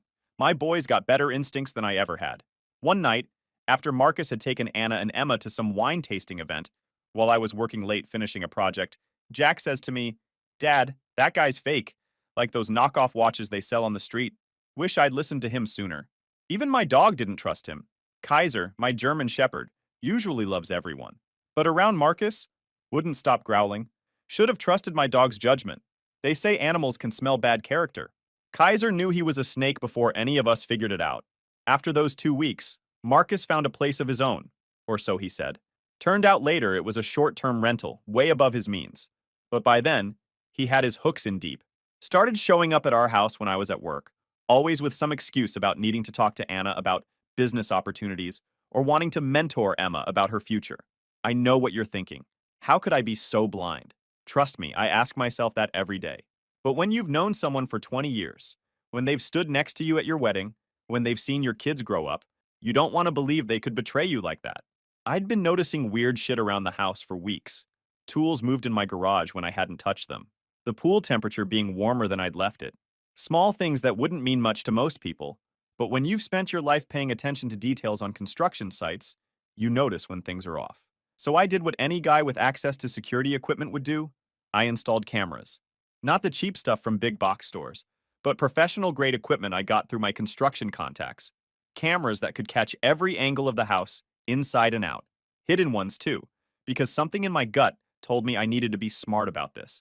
The setup was perfect. Everything fed directly to my phone, with motion alerts and cloud backup.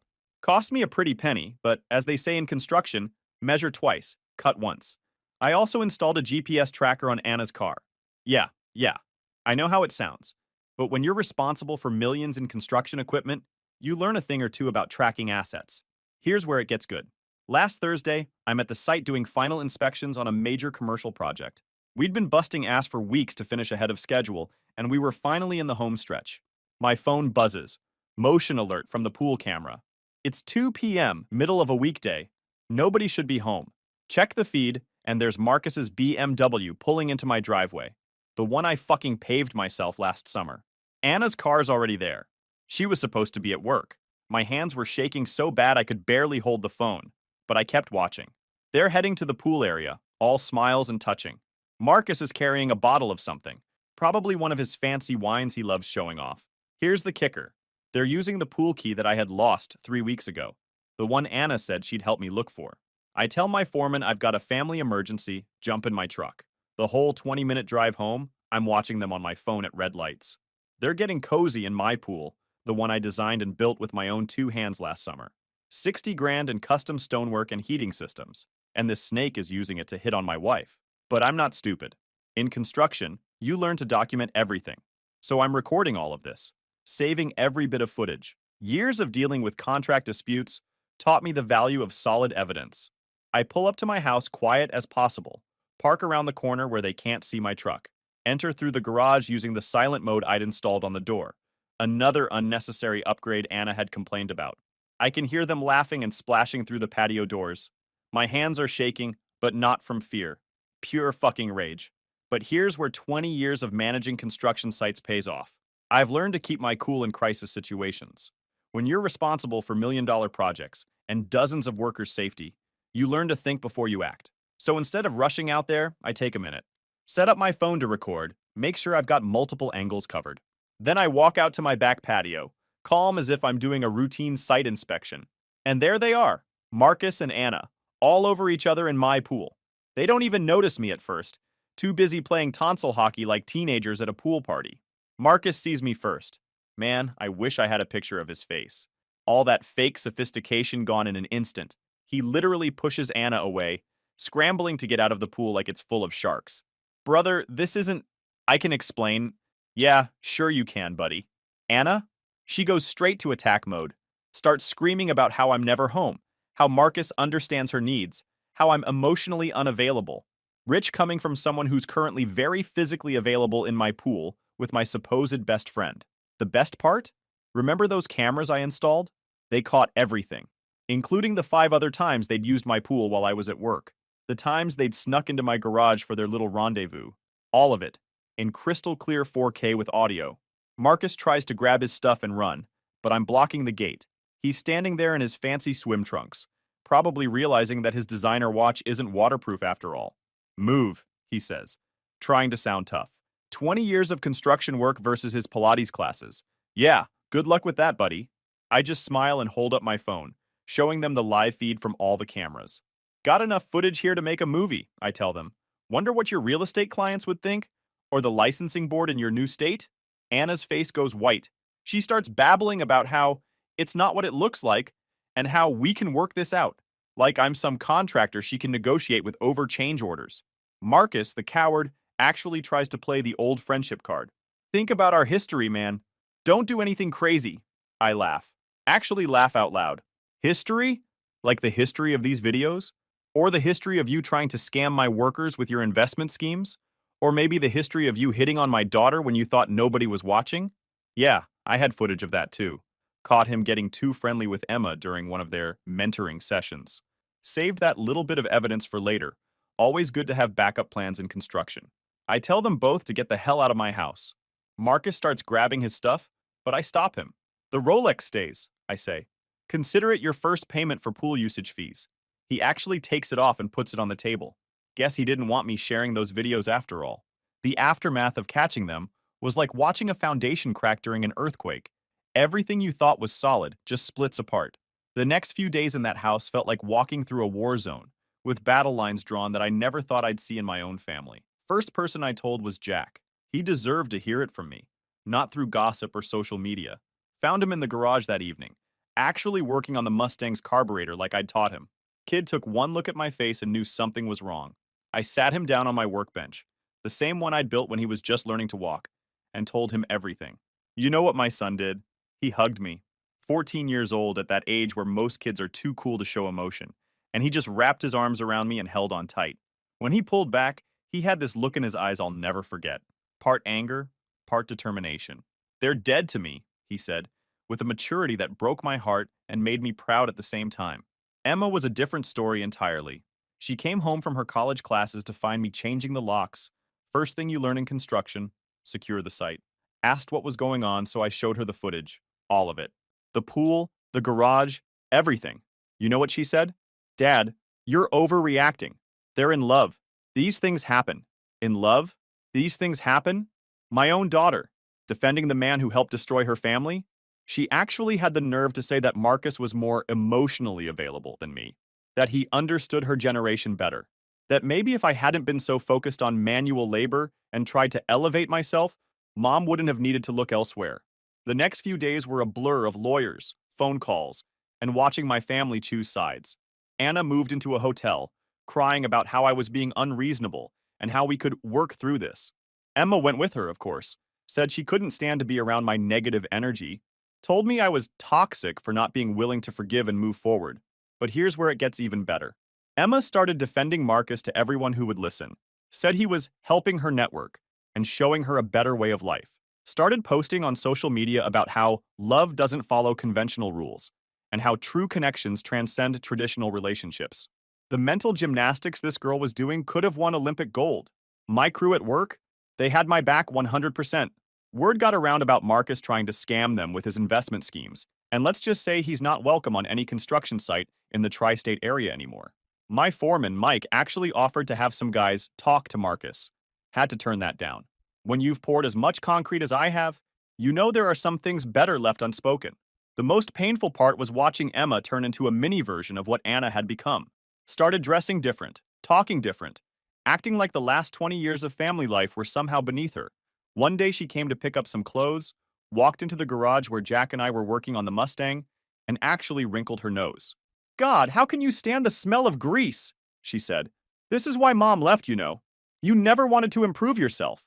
Jack didn't even look up from the engine. No, Emma, he said, hands steady as he adjusted a valve. Mom left because she's shallow, and you're turning out just like her. My boy, speaking truth that cut like a welding torch.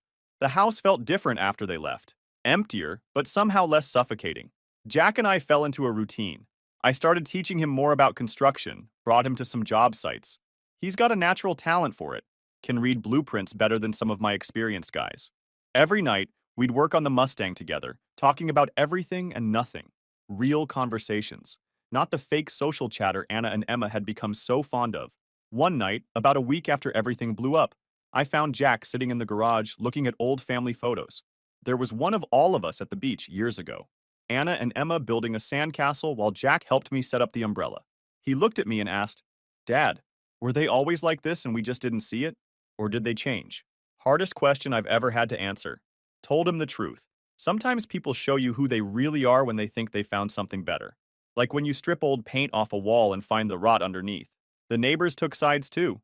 The Johnsons next door, who I'd helped with their basement flooding last year, suddenly too busy to say hello.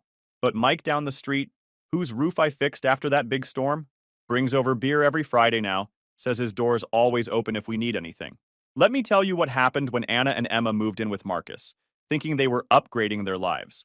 Let me paint you a picture of their grand new life. Marcus had rented this luxury apartment in the fancy part of town, one of those places with a doorman and a rooftop pool. Found out later he was paying $4,500 a month in rent, way above his means. But my soon-to-be ex-wife and daughter thought they'd hit the jackpot. Anna actually texted me pictures of the place, like she was trying to prove how much better off she was. See what we were missing? She wrote. This is what sophistication looks like. Yeah, sophistication on borrowed money and lies, as they'd soon find out. The first few weeks, they were all over social media. Anna posting pictures of their wine-tasting evenings and cultural discussions. Emma sharing shots of herself by the rooftop pool, talking about her elevated lifestyle, and how she was finally among people who appreciate the finer things. The comments section was full of their new, sophisticated friends, congratulating them on their brave choice to pursue authentic happiness. Through my construction contacts, we know everyone in this town, including high-end real estate agents. I kept tabs on what was really going on. Marcus's real estate license application was stuck in review. Turns out his misunderstanding in his home state was actually a fraud investigation. He wasn't closing any deals, just burning through whatever cash he had left, trying to maintain his fancy image. But Anna and Emma, they were too busy playing house in their new, sophisticated world to notice the cracks forming. Anna quit her job at the boutique, said it was beneath her now that she was with Marcus. Started calling herself an influencer and trying to build a social media following. Posted these long rants about finding yourself and living authentically, real rich coming from someone who abandoned their 14-year-old son.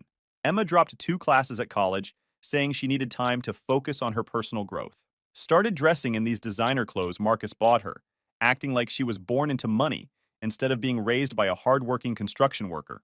One day, she came to get more of her stuff from our house wearing a watch that cost more than my first truck. When Jack asked where she got it, she just smirked and said, Marcus knows how to treat a lady right. The real estate agents I knew started filling me in on Marcus's desperate moves. He was trying to put together deals with no money down, promising returns he couldn't deliver. Started hitting up his sophisticated friends for investments in his schemes. Even tried to get Anna to convince me to invest some of our retirement savings in his latest venture. Yeah, good luck with that, buddy. About 2 months into their new life, the cracks started showing. Their credit card got declined at some fancy restaurant. My buddy owns the place, filled me in later. Marcus played it off as a banking error, but I knew the truth. He was burning through cash faster than a poorly insulated house burns through heating oil. Anna started calling mutual friends, asking to borrow money for temporary cash flow issues. Said it was just until Marcus's big deals came through. These are the same friends who took her side during the split, thinking she'd moved up in the world. Now they were seeing the truth, one bounced check at a time. Emma's social media posts started getting desperate too, less about living her best life and more about seeking opportunities. Started trying to sell these sketchy diet products online, calling herself an entrepreneur. The same girl who used to mock my dirty construction money was now hawking miracle weight loss teas on Instagram. The breaking point came when Marcus's BMW got repossessed right from their fancy apartment's parking garage. Anna called me in tears, not to apologize, but to ask for money. Said it was for Emma's tuition, but I knew better. Told her the tuition was already paid directly to the school. One of the first things I did after the split was make sure Jack and Emma's education was secure. "You don't understand," she sobbed. "We're just having a temporary setback. Marcus has these amazing deals lined up." I cut her off right there. Told her I'd learned enough about Marcus's amazing deals to know they were as fake as his Rolex. Yeah, turns out that fancy watch he left by my pool was a knockoff. The best part? Their sophisticated friends started dropping them one by one. Turns out the upper crust isn't so friendly when you can't pick up the dinner tab anymore. All those people who praised their brave choices suddenly had other plans when Anna tried to organize their weekly wine tastings. But they were still holding on to their fantasy. Anna kept posting about their amazing life, even as Marcus's credit cards kept getting declined. Emma was still playing the role of sophisticated stepdaughter, even though she had to start selling her designer clothes online to make rent. Now, this is exactly how their perfect little world collapsed. It was a regular Tuesday night. I was in the garage with Jack, teaching him how to weld. Kid's a natural, by the way. My phone starts blowing up with calls from Anna. Normally, I'd ignore them. Been doing that for months now. But something about the frequency made me think something was up. 15 missed calls in 20 minutes isn't normal, even for her. When I finally picked up, I could barely understand her through the sobbing. Had to tell her 3 times to slow down and breathe. Then it came out. She'd come home early from her influencer meeting, basically her sitting in Starbucks taking selfies with overpriced coffee, and found Marcus and Emma getting hot and heavy on their designer couch. The same Marcus who'd been playing Daddy Dearest, buying her designer clothes and promising to guide her career. The same Emma who'd looked down on me for working with my hands, who'd called me toxic and unsophisticated. There they were, tangled up on the couch that probably hadn't even been paid for yet. According to Anna, once she could talk coherently, this hadn't been a one-time thing. She found messages going back months. All those career mentoring sessions? Yeah, they weren't discussing job opportunities. While she was out trying to build her social media brand, her boyfriend and daughter were building something else entirely. The best part? When she confronted them, neither even tried to deny it. Marcus, that snake, actually said they were in love, and that Emma understood him on a deeper level. Sound familiar? Same lines he used about Anna when I caught them. Guess his sophisticated vocabulary doesn't include many original phrases. "Emma." She looked Anna dead in the eye and said, "Well, Mom, these things happen when you pursue authentic happiness, right?" Throwing Anna's own words back at her from when she defended their affair to me. Now that's what I call karma. Anna was hysterical on the phone, begging me to help her. Said she finally understood how I felt that day at the pool. Asked if she could come home, if we could try again for our family's sake. Said she'd made a horrible mistake, and now she knew what really mattered. You know what I did? Laughed. Not a happy laugh. More like what you do when something's so messed up it goes past sad and circles back to funny. Told her she and Emma had made their choices. They chose sophistication over substance, appearances over loyalty. Now they could live with those choices. But it gets better. Remember all those amazing business deals Marcus had lined up? Turns out the only thing he was investing in was his image. Anna found out they were 3 months behind on rent for that luxury apartment. All those designer clothes and fancy dinners? Maxed out credit cards and borrowed money. The next day, Emma tried calling me. When I finally answered, she was all defensive. Said I couldn't judge her because I didn't understand sophisticated relationships. That what she had with Marcus was different and special. That he saw her as an equal, not just some kid. Told her that Marcus had probably said all the same things to her mother. Asked her how it felt to be the newer model in his pattern of trading up. She hung up on me. Truth hurts, doesn't it, princess? Jack's reaction when I told him? Kid didn't even look surprised. Just said, "Guess all that sophistication didn't include loyalty, huh?" Then went right back to welding. My boy's got wisdom beyond his years. The aftermath was beautiful to watch. Anna and Emma had to move out of the luxury apartment. Turns out Marcus had been lying about paying the rent. Their sophisticated friends disappeared faster than concrete sets in summer heat. All those social media followers got quite a show when Emma and Anna started posting vague messages about betrayal and toxic masculinity. Marcus? He skipped town when his real estate scam started catching up with him. Last I heard, he's trying to pull the same routine in another state. Left Anna and Emma with a pile of debt and some worthless investment paperwork. They're living in a two-bedroom apartment across town now trying to fix their mom and daughter relationship. Anna tried coming by the house again last week, crying about how sorry she was, how she'd learned her lesson. Emma sent me this long text about how she was young and confused, and Marcus had taken advantage of her vulnerability. Jack and me? We're doing just fine. The Mustang's almost finished. Turns out all those hours in the garage were good therapy. My construction company's expanding. Just landed a $10 million contract. Jack's talking about studying engineering after high school, wants to design the buildings I build. Started seeing this woman recently, Rachel, a structural engineer I met on one of my projects. She's got dirt under her nails sometimes and knows more about load-bearing walls than wine pairings. Jack likes her, says she's real. Coming from him, that's high praise. Sometimes I look at old family photos and wonder how it all went so wrong. But then I remember what my old foreman used to say. Sometimes you gotta tear down something weak to build something stronger. He was talking about buildings, but man, does it apply to life too? Final edit. Thanks for all the support, Reddit. Special thanks to all the brothers who shared similar stories. Remember, you can't build anything solid on a foundation of lies. And sometimes the best revenge is just letting karma do her thing while you focus on building something better. Edit 2. Damn, this really blew up. RIP my inbox. To answer the common questions, yes, I still have the security footage. No, I won't share it. Yes, Jack and I are doing great. And yes, Rachel knows the whole story and says I dodged a bullet.